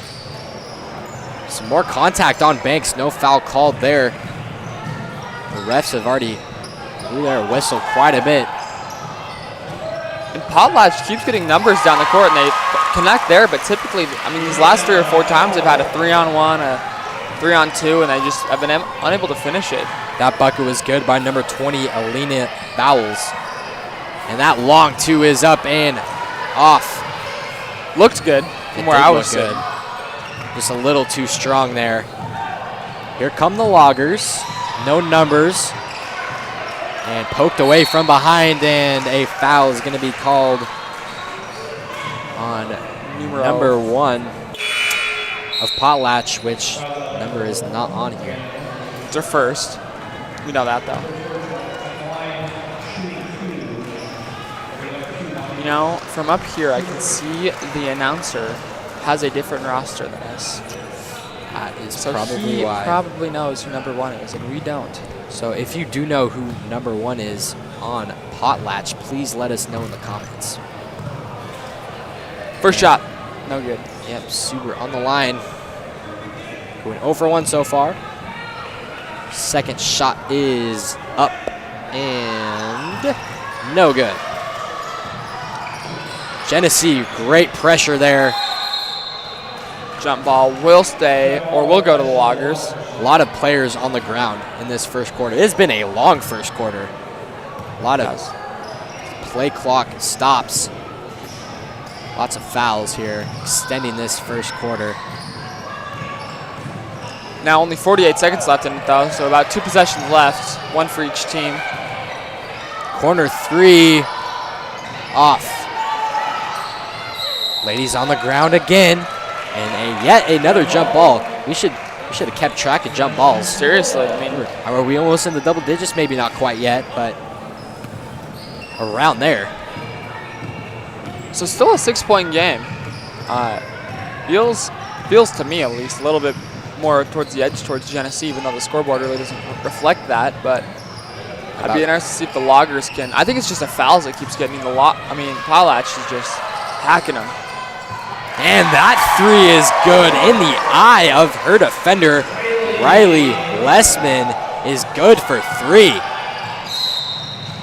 She's and Fry's foul as she comes down the court. Only the 2nd team foul for Genesee, or 3rd, excuse me. Fouls on number 22, Kendra Meyer, her 2nd personal. Out of bounds play here for Potlatch. Thought about the corner 3, decides to drive in, back out. Mid-range jumper is gonna be no good. Offensive rebound here, 1 second left, have to get a shot off. And that is gonna be the end of the first quarter. Genesee 18, Potlatch 9.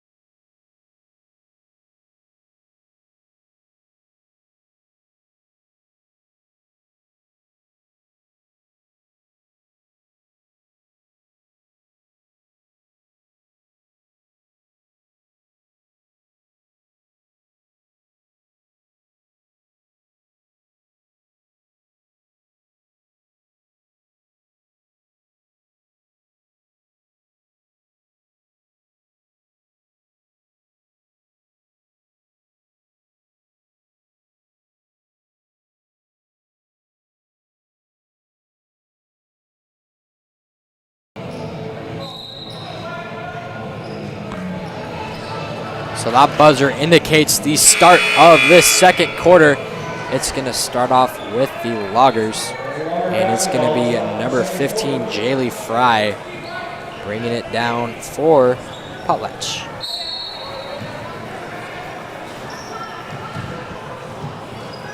So here comes Fry, guarded by Lesman. Gets it inside, almost handed it off to Fry, gets it over the left wing. Back inside. Potlatch coach is wanting them to get the ball inside. You can hear him from here. Definitely looks like that's what they are trying to do. Mid-range shot is long. Rebounded by Genesee, and here they come. No numbers there. Going to take it one-on-one. And that is going to be the first foul of the second quarter. That's going to be on number 20, Aline Vowles. That is her 2nd person. So Loggers got to start being kind of frustrated here. Yeah, definitely quite a bit of fouls for the Loggers. Maybe in the 3rd and 4th quarter, they're going to start to see players in some foul trouble. Going to have to be careful there.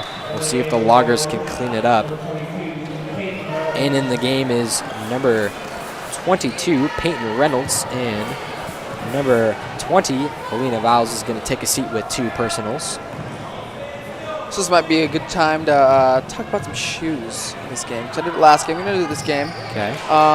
Number 22 rocking those ant pearls again for Genesee. We did see those last game. Exactly. And number 20 for Genesee is rocking the GT Cut 2s. Those are a nice pair of shoes as well. I actually have a pair. Mine are kind of tight. But they're good shoes. Really good traction. And after that deflected pass is going to leave the Loggers with 15 seconds left on that play clock. Definitely a lot of time left. And the Loggers taking the ball out of bounds. inside, and that shot is up and good for Mitchell. So Mitchell definitely doing a great job for the Loggers of staying in this game. And Genesee has done a great job of getting the ball inside and back out and finding the open player beyond the three-point range. And they've been pretty successful from beyond the arc. I feel like it's more of a shot clock than a play clock. You know, I feel like this is basketball, not football. I feel like play clocks, you know what I'm saying? Like how fast you got to get the play off. Shot clock is how quick you got to get a shot off. You know what I'm saying? I do know what you're saying. Okay. Well, so here come the Loggers. And yet another travel here. Seems like they have quite a few of those. Is that just me? Yeah. Is that like third or fourth? Yeah. We did see a travel there on the Genesee side as well. So both teams trying to clean it up here, maybe work on their footwork. Warner, she's going to drive baseline. That foul is going to be on number 11 of Potlatch. Heitzman. Potlatch's second foul so far in the quarter. Already.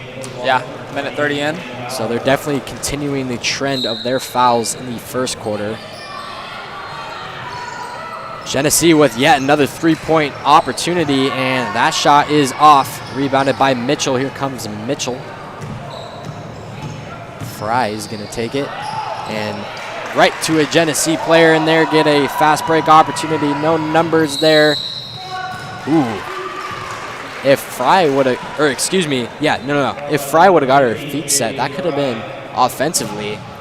Kind of ran her over. Mm-hmm. People, this game have had the opportunity in those fast break lanes to really set their feet and get planted, and instead of they've chose to try to make a play on the ball, and it never seems to work out too good for them. So that's going to send number 20, Chloe Greaser, to the line to shoot two. She makes her first. And I noticed your men's basketball team, Lewiston Bengals, you are doing a great job of taking those offensive fouls. We did mention that before. Setting your feet and taking those charges, big part of your culture there for the Bengals. And that left-handed layup is blocked by Barber. Gave her a haircut there. Crowd is loving it. And that lane is no good. But she's able to draw that foul as Subert, and that's going to put Subert on the line to shoot two. Foul on number 22, Peyton Reynolds. Her third. Still quite a bit of time left in the second quarter. Not even halfway through yet. And one more foul by Potlatch, and that's going to put Genesee in the bonus with, as you said, we're not even halfway through the second quarter, and they're going to be in the bonus. I don't know if I've ever seen this many fouls so quick in a game. Yeah, you'd have to imagine if this trend continues that there's going to be people fouling out left and right, especially in the third quarter, as Subert is able to connect on both of her free throws. And so Lesman was able to swat the ball away and have Fry touch it last, so great heads-up play by Lesman there to create that turnover. Yeah, Loggers having a tough time breaking this Genesee pressure. It's only an 11-point game though. Like the Loggers are definitely not out of this. Yeah, it's the fouls. It's the fouls. As that was a good find into Nagel there, but unable to capitalize on that wide open lay-in. Bounce pass there over to the close side wing. Lob over, an excellent lob and an excellent grab, and draws yet another Logger foul. So foul's going to be on number 20, Alina Vowles.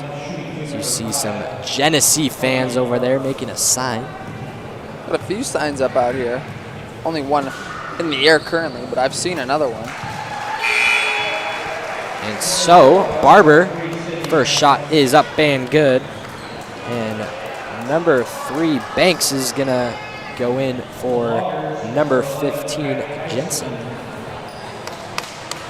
As well as some substitutions for the Loggers. I can't see that number there. Number 11, Heitzman, is checking in. And Barber's second shot is no good. Fry double teamed there in the front court, or excuse me, in the back court. Double teamed. Genesee really bringing the pressure now. Yeah, the Loggers having a tough time against that full court press. 4 players here for Genesee in the backcourt. Ball tipped and intercepted by Barber. The Loggers able to get a steal of their own, and that looks like it's going to be on Genesee's #1, Riley Leisman, excuse me. That is her first personal and only Genesee's first team foul. And so it's going to be a full timeout for Genesee. We're going to go ahead and take it with them. Genesee 23, Potlatch 11.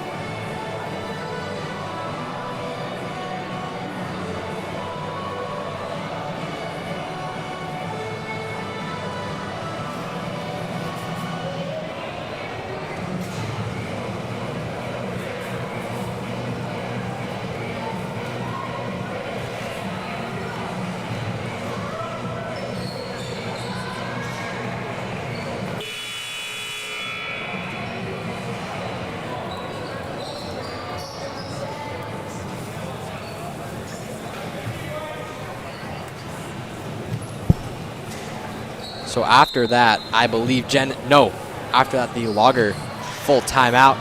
We are set to go, 4 minutes and around 50 seconds to go here in this second quarter. That mid-range shot is going to be up and good for number 15, Heitzman. Looked like an angle. Typically you'd use the glass there, but went for nothing but net. You got it.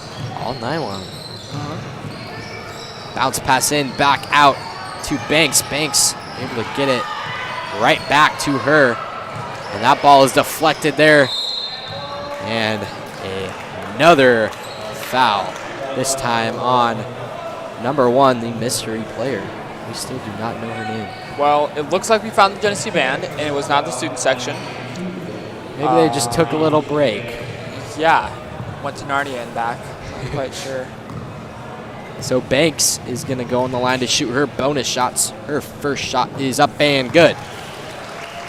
Banks, man, she has gone to the line a lot in this game. Yeah, her and Greaser. And Banks' second shot rattles out, rebounded by Mitchell. Here comes Mitchell, gets it over to Fry. Fry's gonna drive left, double team there. Scoop layup hits the bottom of the backboard and rebounded by Genesee, but it is right back. And the Loggers are in possession of a couple missed shots. Offensive rebound right back up. And that is gonna send number 25, Avery Nagel, to the line to shoot 2. And that foul is going to be on number 3, Sydney Banks, her first personal, and only the second team foul for Genesee. Still only an 11-point game right now. I mean, it's not that far off. It's just a slow game is what it is.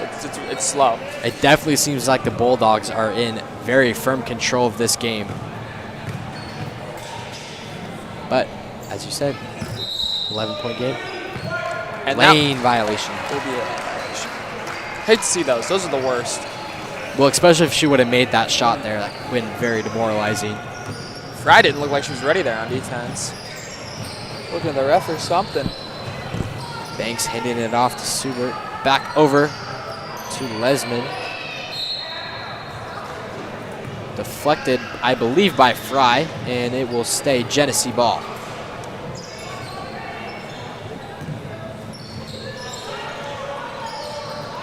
Lesman gets it inside, back out.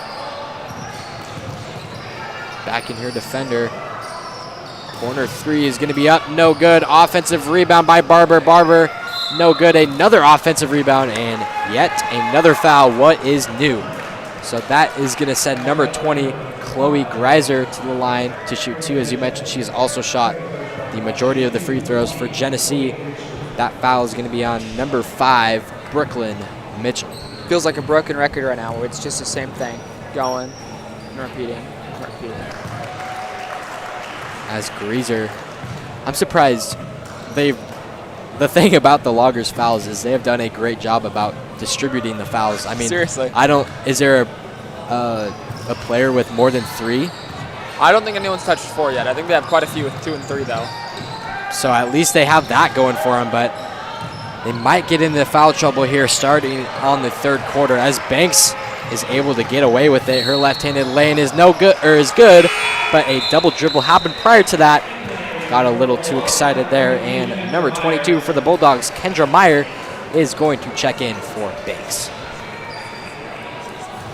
3:30 to go here in this 2nd quarter. Genesee 25, Potlatch 13. I wonder if we can get an overall foul count. Like what?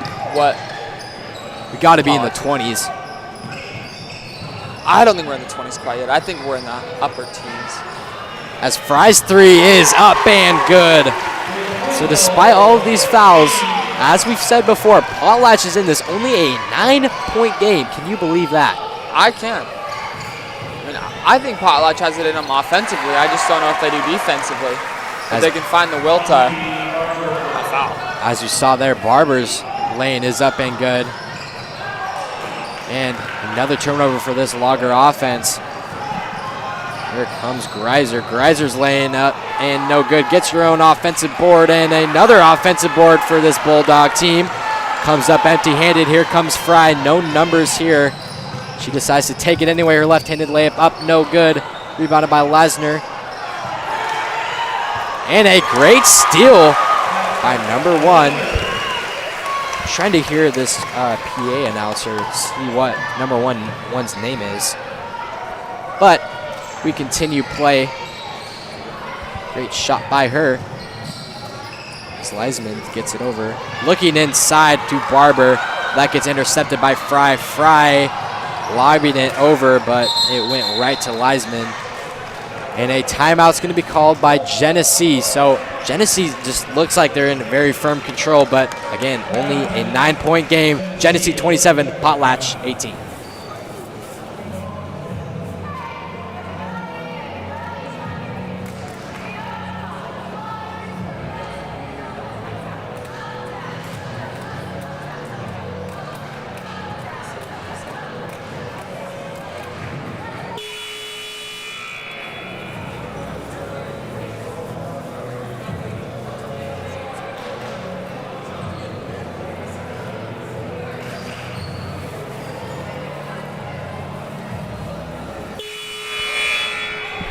So after that timeout called by Genesee, we're going to start off with a Logger press. We have not seen this yet.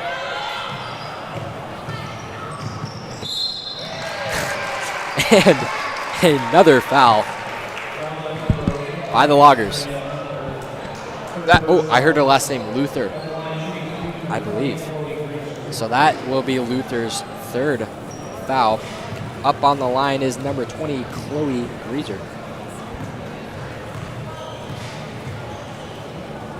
Still 2 minutes left in that. Oh, and sorry, I have seen this comment just now. It is going to be Bree Winter, Potlatch number 1. Thank you, Kendra. Bree Winter. Noted. Okay, so number 3, they have him as number 1. But number 3 on here is going to be number 1. Thank you for your support. As Fry comes in, she's going to drive in with a full head of steam. And a foul is going to be called on Genesee. Number 22, Kendra Meyer. That's her 3rd personal. So here comes Mitchell. Looking over, and it is stolen there. Ladies on the floor. No jump ball called yet. And a fight for the ball. It's going to fall into the hands of Genesee. And Lesman is going to go and take it for Genesee over 4-3. And the left wing is good for Greaser.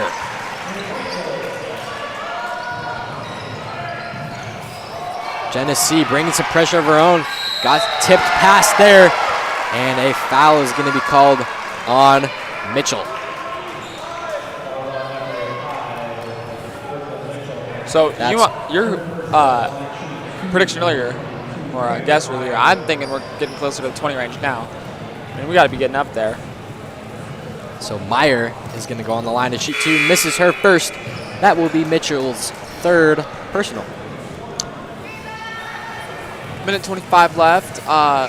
Let's see if the Loggers can find a little groove offensively here. Put in a few more points before the half comes to a close.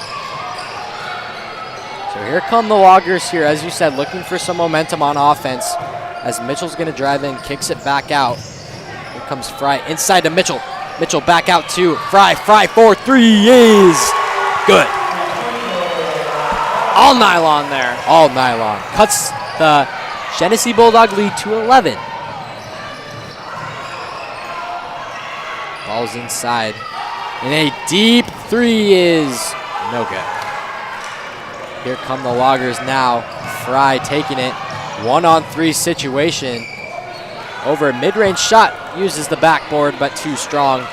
Rebounded by Genesee. 39 seconds to go here in this first half. That right-handed layup is up and good by Greaser. So both offenses starting to find their stride here in this late second quarter, as the Loggers are going to get fouled. Foul will be on number 1, Riley Leisman. And number 3, Sydney Banks will check in for the Genesee Bulldogs. Starting to see the colors of the band starting to show out. Looks like their instruments are coming out for possibly a performance here at halftime. Shot clock is turned off, and finally the Loggers are going to be in the bonus this time. Foul will be on Banks. She just got into the game, her 2nd personal. And that is going to send number 25, Avery Nagel, to the line to shoot 2.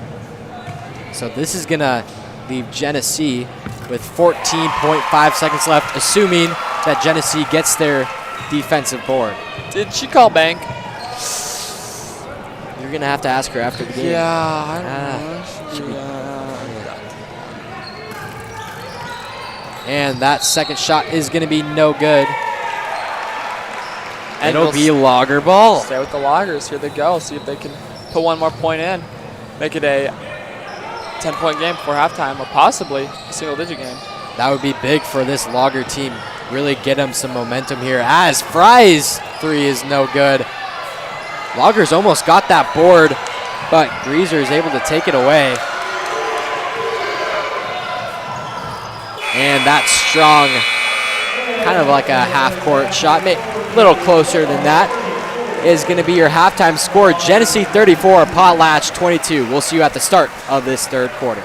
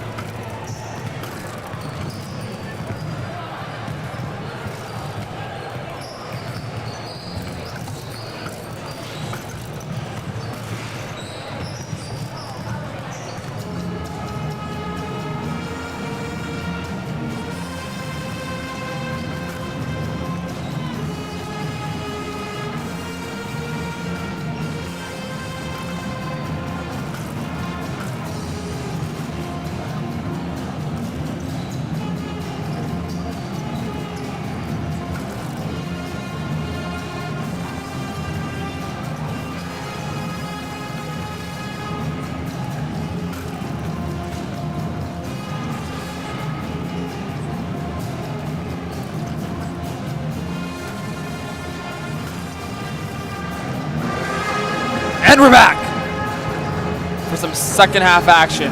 And as you can see, this halftime is presented to you by the Diamond Shop and Shop and Shop.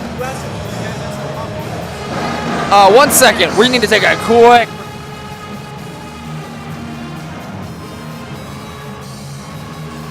Sorry about that. Big shout out to the trailer.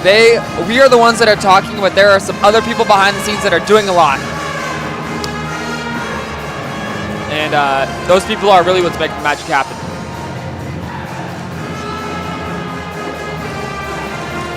All right, so we are set to go for this second half action. Genesee 34, Potlatch 22. As we mentioned time and time again, the Loggers, a very bad foul problem. And the Bulldog band, giving a little performance out there. Yeah, they're very nice, very nice.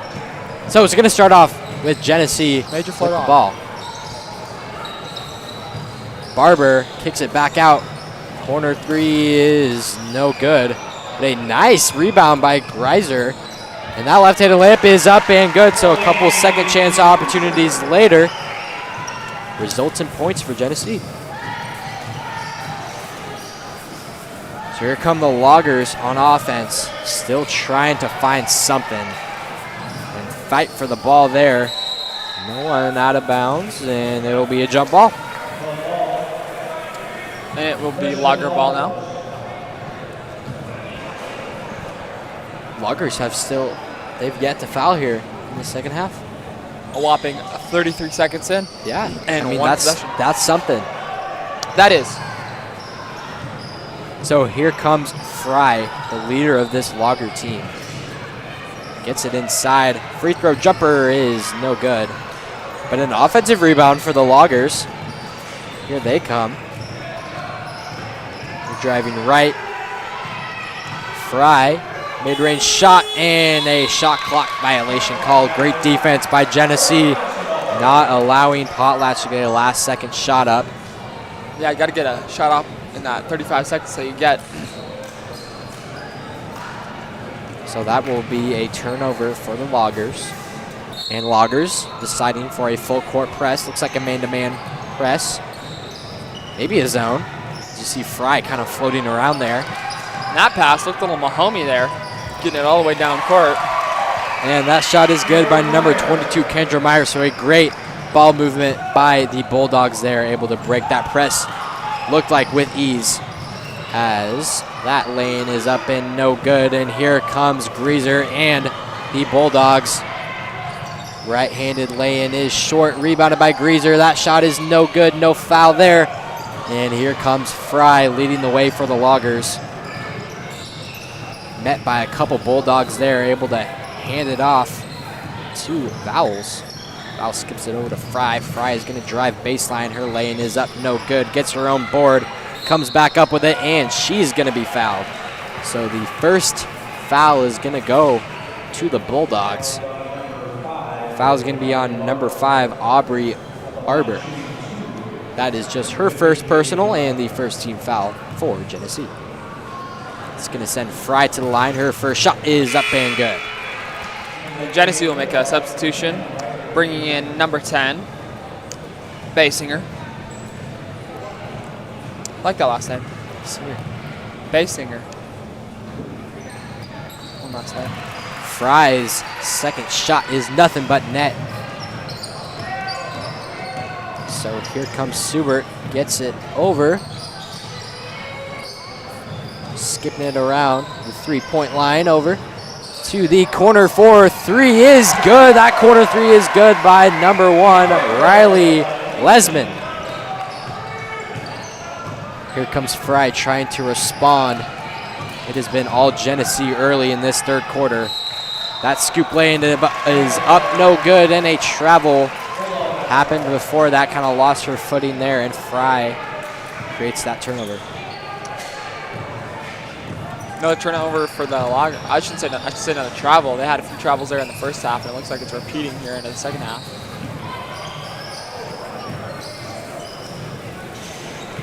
They've almost made it here, though. 3.5 minutes in, 2.5. I'm not good at math. I think it's 2 more. As, of course, yeah. you had to say something there.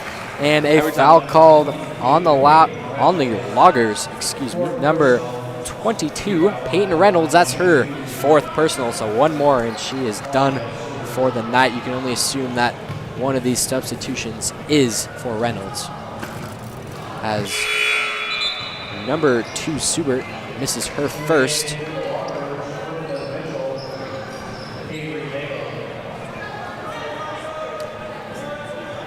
And it is a 17-point differential currently. It will stay 18. After that offensive board and another one, Barber goes up, no good. Just a good fight for the board for Genesee. It will stay Genesee ball. Yeah, the Loggers having a rough time rebounding this half. Or I should say this game. Wiseman did a great job of battling for that ball, forced that jump ball as she gets possession there. Corner. Tries to get it inside to Barber, but it is stolen, and here comes Fry. Looking to get something going for this Logger team. Hands it over. Bounce pass to Fry. Really not getting anywhere. Gets it inside, back out to Fry, and that pass was off the mark, but it was tipped by Genesee. Fry's had a few good-looking threes this game so far, so I'd like to see her get some more touches from the three-point line, you know, see if she can bury a few more. Yeah, that would be big for a Logger comeback for sure. Here comes Fry, guarded heavily on that perimeter, as that left-handed lane is no good, but an offensive rebound, that second chance opportunity is also no good, and here comes Subert leading the way for Genesee, kicks it out, great pass there, and that three is no good. Rebounded by Genesee. That mid-range shot is good, banked in. Number 10, Basinger, 4-2. You know, it's 8:40 p.m. You'd think the bank would be closed, but apparently not. Fouls now on white number 10. Basinger.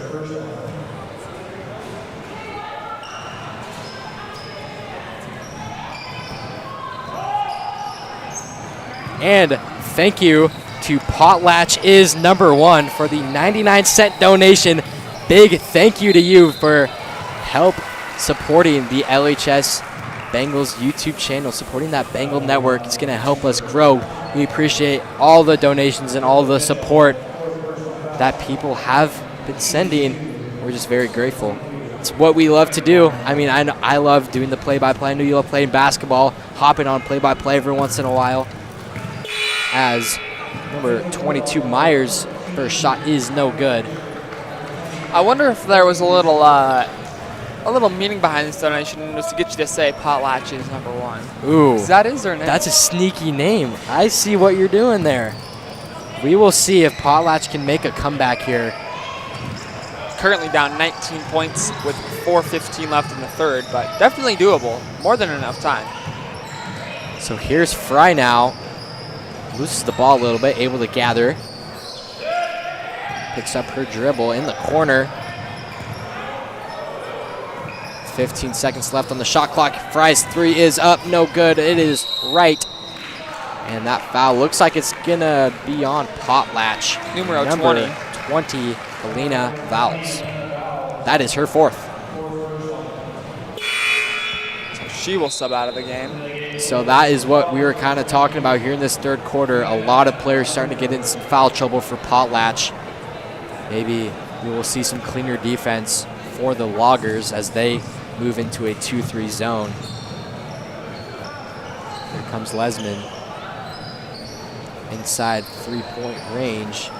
Kicks it in. Good defense by the Loggers, but another foul here. This time it's on Nagel. Nagel. My apologies. Nagel, not Nagel. That is her 3rd personal. Team foul number 4. That was kind of a nice move there. Good floater by number 22, Meyer. Fry's left-handed lane is no good. An offensive rebound by Nagel, and Nagel's shot is good. Avery Nagel good for 2.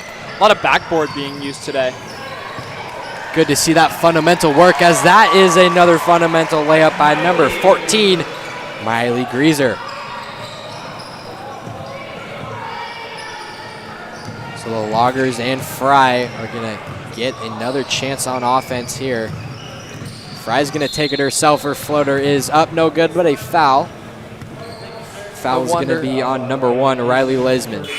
Wonder if Chloe Greaser and Miley Greaser are related. You'd think. You would definitely think so, either sisters or cousins. Yeah. Am I you know, this is kind of random, but I'm looking right now at the roster, and it doesn't look like the Clearwater Valley Rams girls team has a lot of players on it. Yeah. You know, looking at the photo, there is 6 players in their team photo. Maybe they, yeah, that's a very good point there. And a charge. A charge, an offensive foul called on Banks. Great job by the Loggers, able to plant their feet and take one. We haven't seen one yet tonight. That was our first one. That's going to be Banks' 3rd personal. 14 fouls for each team. One more foul and either team will be in the bonus. As Fry. These fouls are no longer lopsided. It's now both teams got about 4, and Potlatch has done a good job. I don't want to say it because they're going to. Yeah, a lot of contact there. No foul as Fry goes in for 2. Fry is definitely the key player on keeping this Logger team in the game. And yeah, the Loggers have done a great job of keeping it clean here in this 3rd quarter. Mostly. So we still got 4 fouls. Done a lot of improvement. Yeah. As Griever's 3 is no good. And it will be Logger ball. As number 23, Sophie Johnson, goes into the game for, I believe, the first time. Maybe she's gotten playing time before. I haven't called her name. Genesee with the pressure. Loggers looking to break it. Looks like they will.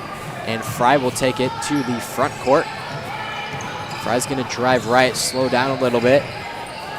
Look inside. Fry's top of the key 3 is good. Just like that, they're only down 16. 1 minute and about 40 seconds to go here in this 3rd quarter. This 3rd quarter going by like a lot faster. Of course, as those words utter my lips, they foul, but yeah, I definitely do agree. A lot less fouls here in this 3rd quarter. That will be the Loggers' 15th foul, so Genesee will be in the bonus for the remainder. Minute 36 to go in this 3rd quarter, and that will send Banks to the line to shoot 2. Foul is going to be on number 25, Avery Nagel, her 4th personal. Banks able to sink her first. And a substitution going in for Nagel. She is the shooter, so if she makes this, she will go ahead and take a seat. And she does. You already said number 25? Avery Nagel, yeah, her 4th personal. Yeah. That's where I was going with that. Genesee bringing a press. They've stuck with that most of the game as Fry is able to break it.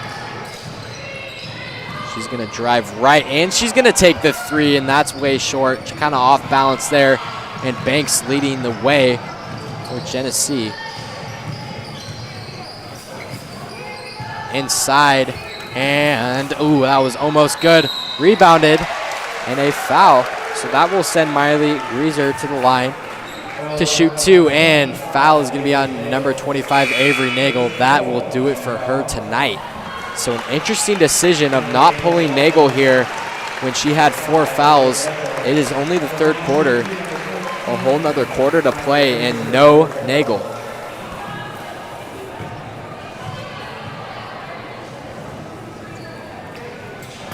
Reaver's first shot is no good. A little confusion on if it was her 1st or 2nd. It's going to be Greaser, not Griever. This is the maze runner, Asher. Come on now. Greaser's 2nd shot is good. Did you ever read The Maze Runner? Yes, I did, in 8th grade. Very good book. Also watched the movie. The book is a lot better. I enjoyed them both. I've actually seen the rest. Have you seen the other Maze Runner movies? I just could not watch them after I watched the first one. And no, I think obviously the first and the book was the best.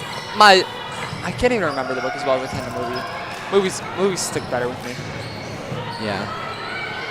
Well, anyways, here come the Loggers. Under a minute to go here in this third quarter as Fry is going to take it, hands it over to Winter.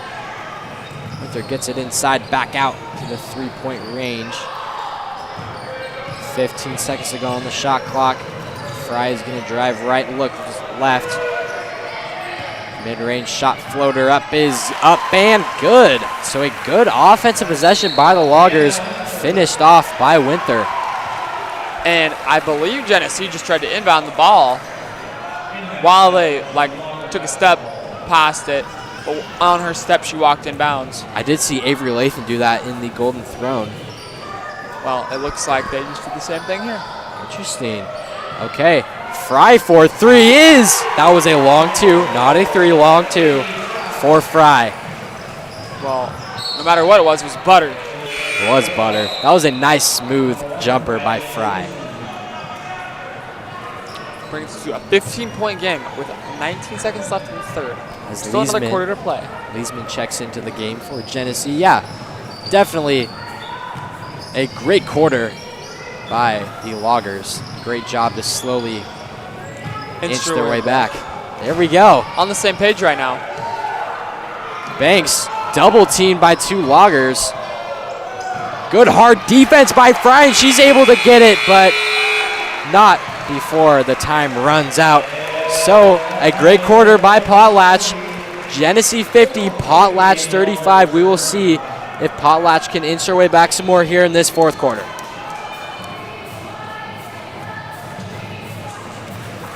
And this replay is brought to you by the Diamond Shop, rather the set of replays. It's a great hustle by Genesee, able to scoop and score. And these replays are presented to you by the Diamond Shop. And Shop. And Shop.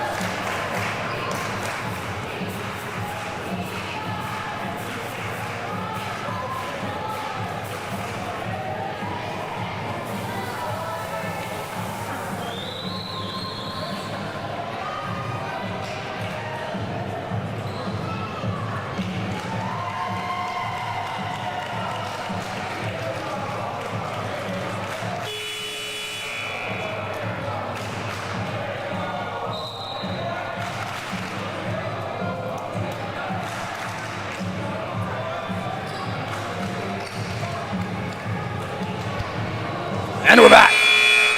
Some fourth quarter action. 50-35, 15-point score differential with the Loggers starting with the ball. Here comes Fry getting a screen. She's going to drive right, but poked away by Greaser. It will stay Logger ball. You know, while the student section really has been standing up for Genesee, they've been making a few gestures. Yeah, I did hear a "Here we go Bulldogs" chant. Yeah. So definitely making some noise here. A little home court advantage would really help out on this neutral site here in Lewiston. And she was able to keep her dribble and move up. I don't know if that was a travel or not. No call there. And it looks like an over-the-back call on Genesee. No, on the Loggers. And on number one, Brianna Winter. Everyone's very happy about that. Yeah, I'm not. There was kind of just a lot of contact there. I didn't really know who that was going to be on. Back out to Greaser. Greaser in the corner. Three is good. Chloe Greaser. We got to specify. Chloe We got two Greaser. Greasers out here. Yeah, that's true.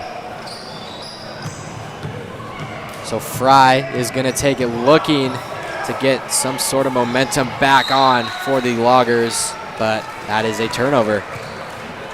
Looked for Mitchell, but that was poked away by the Bulldogs. Now the Barber younger is going to Greaser check in. heads out of the game. Over the head pass. Barber, good offensive ball movement by Genesee as Greaser is up for three and is good. Chloe Greaser back-to-back three-pointers. Nylon there. So Mitchell is going to hand it over to Fry. Fry gets a screen on the left side. Far corner. Looking in, tipped away by Barber, and Greaser is going to start the transition. Went right back to her, poked away by Fry, and Fry will take it. Looking up, weaving through defenders. Great job by her.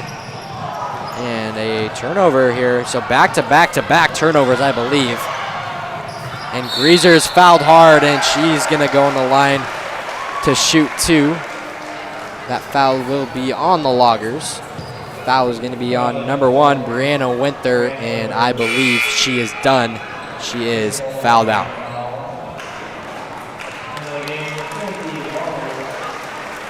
So that is it for her, and that is the second Logger or third Logger that's fouled out of this game. The second, I believe. And I would not be surprised if there's a few more to come with still 6 minutes left in the game, and I believe a few others have 4 on them right now. Lots of first half fouls have led to players being in foul trouble as Greaser is able to knock down her first. Chloe Greaser, that is. And her second shot is up and no good. Rebounded by the Loggers, and here comes Fry. Loggers had some momentum going for them in the third quarter, but they just kind of fell off in the fourth. Looks like an illegal screen. No. Foul is going to be on number 1 of the Bulldogs, Riley Leisman. I thought that was going to be an illegal screen, but that is going to be Leisman's 4th personal. She's probably one of the only Bulldogs in foul trouble right now, but it looks like they're going to keep her in. Yeah, with a comfortable lead, not really worried about players being in foul trouble are the Bulldogs. Couple screens here for the Loggers, kicks it back out. Fry now. A 3 is up and no good.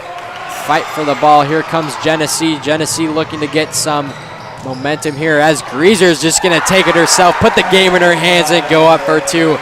She has taken over this fourth quarter. Foul on her there.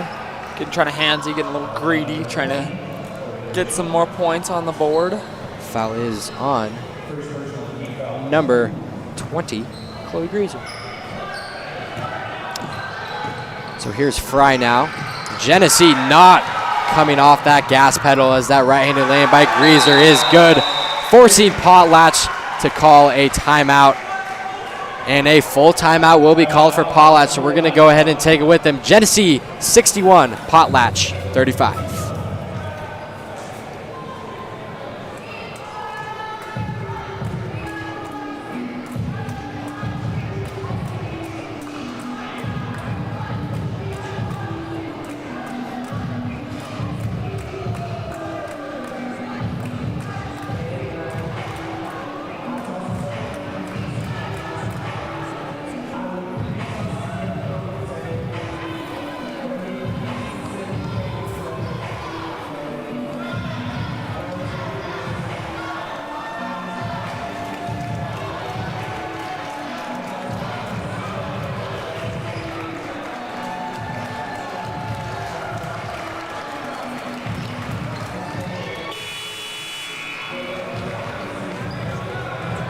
So after that Potlatch timeout, Genesee is still in that press. 5:25 left to go in this fourth quarter. Genesee with a commanding lead as Fry is going to take it herself.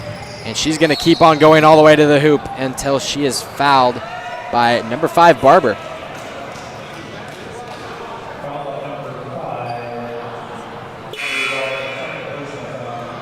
In for the game for the Bulldogs is number 12, Maya Scharnhorst.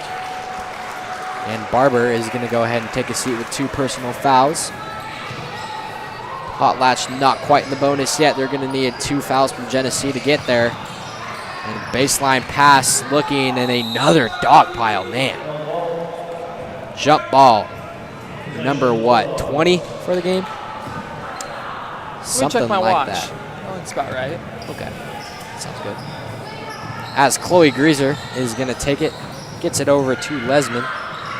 Inside, back out thought about the three, decides to not take it, runs into Leesman. Inside, around the free throw line. Up top for Reeser is no good. And a foul is going to be called on the Loggers. Looks like it's going to be on number 22, Peyton Reynolds. That's her fifth, and she will be fouled out. In for Reynolds is going to be number 23, Sophie Johnson. So the Loggers don't have anyone else left on their bench. So if another player fouls out, they're just going to have to play with 4 players. That would be a first for me. Yeah, I don't think I've ever seen that in person. I think I've seen it on the internet. Yeah. Never in a real game though. So the Loggers got to be careful here. Not sure if any other player on the court. Someone has to be with 4 fouls here. As a 3 up, no good. Rebounded by Fry. Here comes Fry. I believe Fry has 4 personals. Anyways, we keep on playing. Fry looking, gets it to the left far wing. And that foul looks like it's going to be on Subert. It will be number 2 of the Bulldogs. Just her second personal, 4th team foul, 1 more. That'll put Potlatch in the bonus. 4:34 left to go in this ball game. It has been all Genesee in this 4th quarter. Ball is inside. And a foul is going to be on number 15, Malia Jensen. So Potlatch is in the bonus. Potlatch is in the bonus. That will send number 20, Alina Vowles, to the line to shoot 2. I think for the first time this game that Potlatch is in the bonus and Genesee is not. As Vowles' first shot is no good. Go Bengals, baby. Big game for you tomorrow night. If you beat Lake City by 11, you guys will get the 2nd seed, and you will be hosting a regional game. And that will be big. If they do make it here at home, you will watch it here on the LHS Bengals YouTube channel. And if you haven't yet, make sure to subscribe. And that 3 is going to be good. Butter by Riley Basinger. I was gonna say, I believe that was Basinger. Yes, it was. And here we go, Genesee with the ball right back again, and that mid-range shot is going to be no good. Rebounded by Mitchell. 3:50 left to go in this ball game. Mitchell's going to drive left corner. Mid-range shot is no good. Almost an offensive rebound for the Loggers. It will stay a Logger ball. And in for the Bulldogs is number 23, Sophie Johnson, in for number 1, Riley Leesman. So I want to take a second and kind of look at teams that are in this. 'Cause I'm not quite sure what the bracket's looking like right now. You get the Clearwater Valley Rams, Genesee Bulldogs, Kamiah Cubs, the Lapwai Wildcats, Potlatch Loggers, the Prairie Pirates, and the Troy Trojans. So I've seen 4 of those 8 no teams. good. 4 of those 7 teams play today.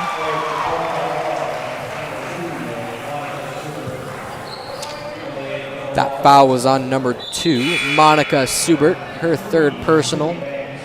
And the Loggers should be shooting 2, I believe. Maybe not. Maybe that was an offensive foul. I missed that one. But a lob pass up for 2, maybe. But a foul is going to be called before that. Foul will be on Genesee's number 23, Sophie Johnson. Her first personal. Team foul number 7. And look at it looks like Genesee's got a pretty young roster with only 3 seniors on here. So I mean, obviously you'd like to have young rosters. I mean, next year you'll know you'll have some talent on the team.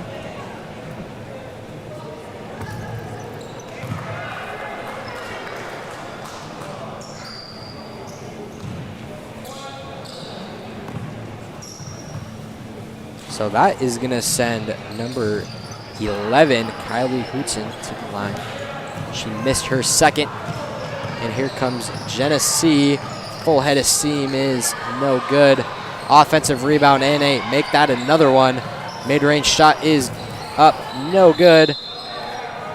And yet another foul called here in this game.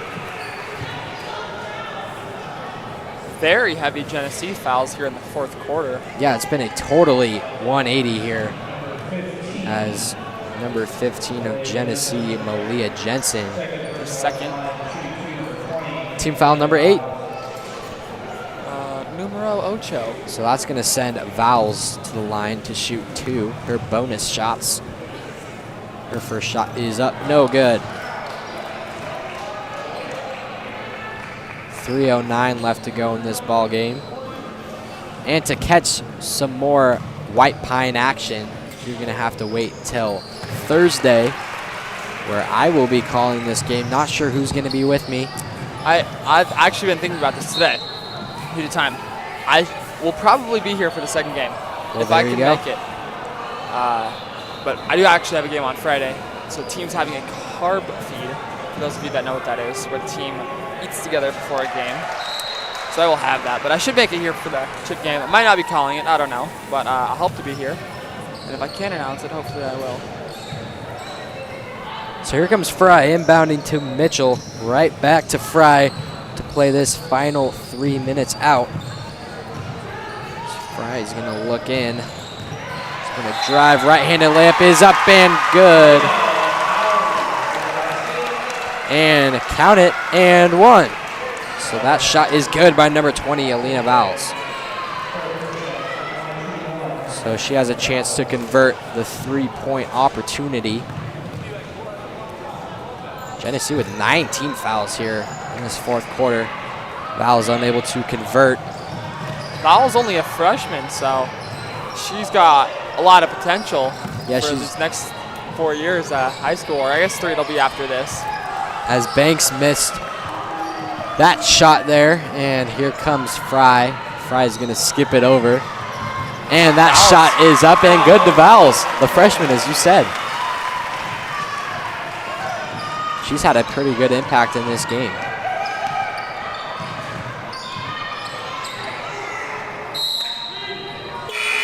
And it will be Potlatch ball. Yeah, I mean, really, Potlatch they're ball. number 23 for Potlatch. Winther could have grabbed the ball. She just kind of let it roll out. I'm not sure why. Maybe to stop the clock. I'm not sure. So here comes Fry. Inside, and wow. I think that is 10 fouls for Genesee, and that one's going to be on Jensen, her 3rd. Vowles, get to the line. Yet again. Yet. Vowles sinks her 1st. With the 4 Potlatch cheerleaders supporting her just under the baseline. Vowles' 2nd shot up and no good. Rebounded by Mitchell. Mitchell is up and good for 2. 20-point game. Fry almost got C's 11th team foul. Foul is going to be on number 4. One of 3 seniors, and actually this Potlatch Loggers team has 0 sophomores. That's kind of the opposite of your boys team, where you are loaded with sophomores. As Fry sinks her 1st.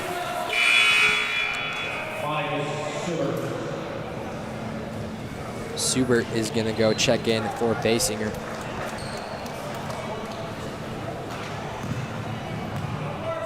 As Fry's 2nd shot is good. Fry not backing down on this press. And skips it over, up. 3-pointer shot is all nylon. All nylon. Whose name is not on our roster here. Maybe, no. Yeah, I got. That lane is up and good for Greaser. Double team by the Loggers here. And a timeout called by Genesee. We're going to go ahead and take it with them. Genesee 67, Potlatch 48, minute 9 to go here in this game.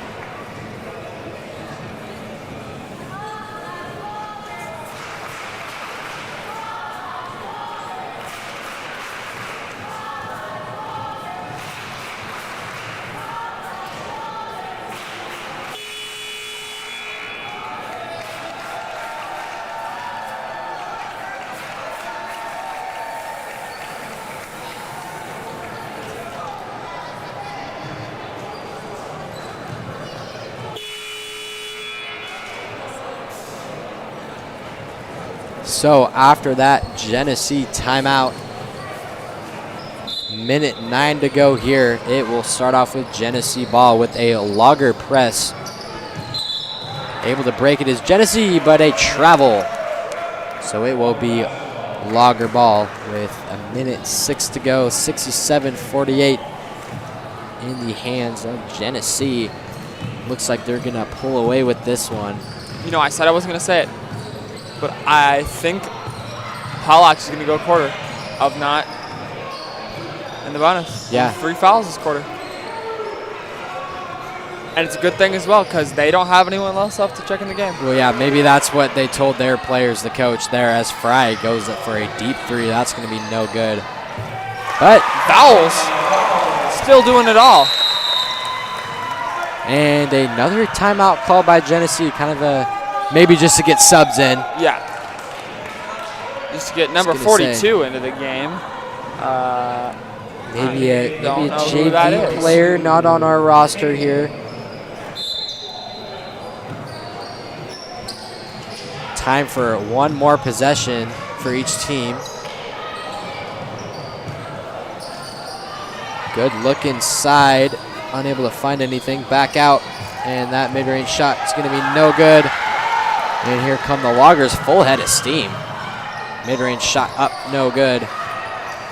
Last touched by the Loggers. It will be Genesee ball. 16.8 seconds left. Do you think there's going to be a shot or a dribble out? Because we thought there was going to be a dribble out the first game, but there ended up being a last-second shot. And it looks like there is going to be another shot here. Multiple offensive boards rebounded by the Loggers. Loggers got 5, 4, 3, and Fry will go up for And gets the end one with 2.2 seconds left of the game. Not really sure why they fouled there. Doesn't make a lot of sense when you have the game put away. But that is going to be number 4, who is not on our roster. Her second personal. Team foul number probably 15. As that Logger board by Mitchell, their last second opportunity is up and good. As Mitchell and Fry hugging each other. I think that might be their last game as being Loggers, as they're both seniors. So that will make it a wrap here in Lewiston, Idaho. Genesee 67, Potlatch 54. One last time, Parker, what are some key takeaways you took away from this game? The Genesee offense was just clicking. I mean, Potlatch scored a good amount. They scored 54 points. I don't think they did a good job of holding Genesee, and fouls is the big part of that. All right, so that is going to do it for us in Lewiston, Idaho. My name is Asher 5. And I'm Parker Bogar. And we are signing off for tonight.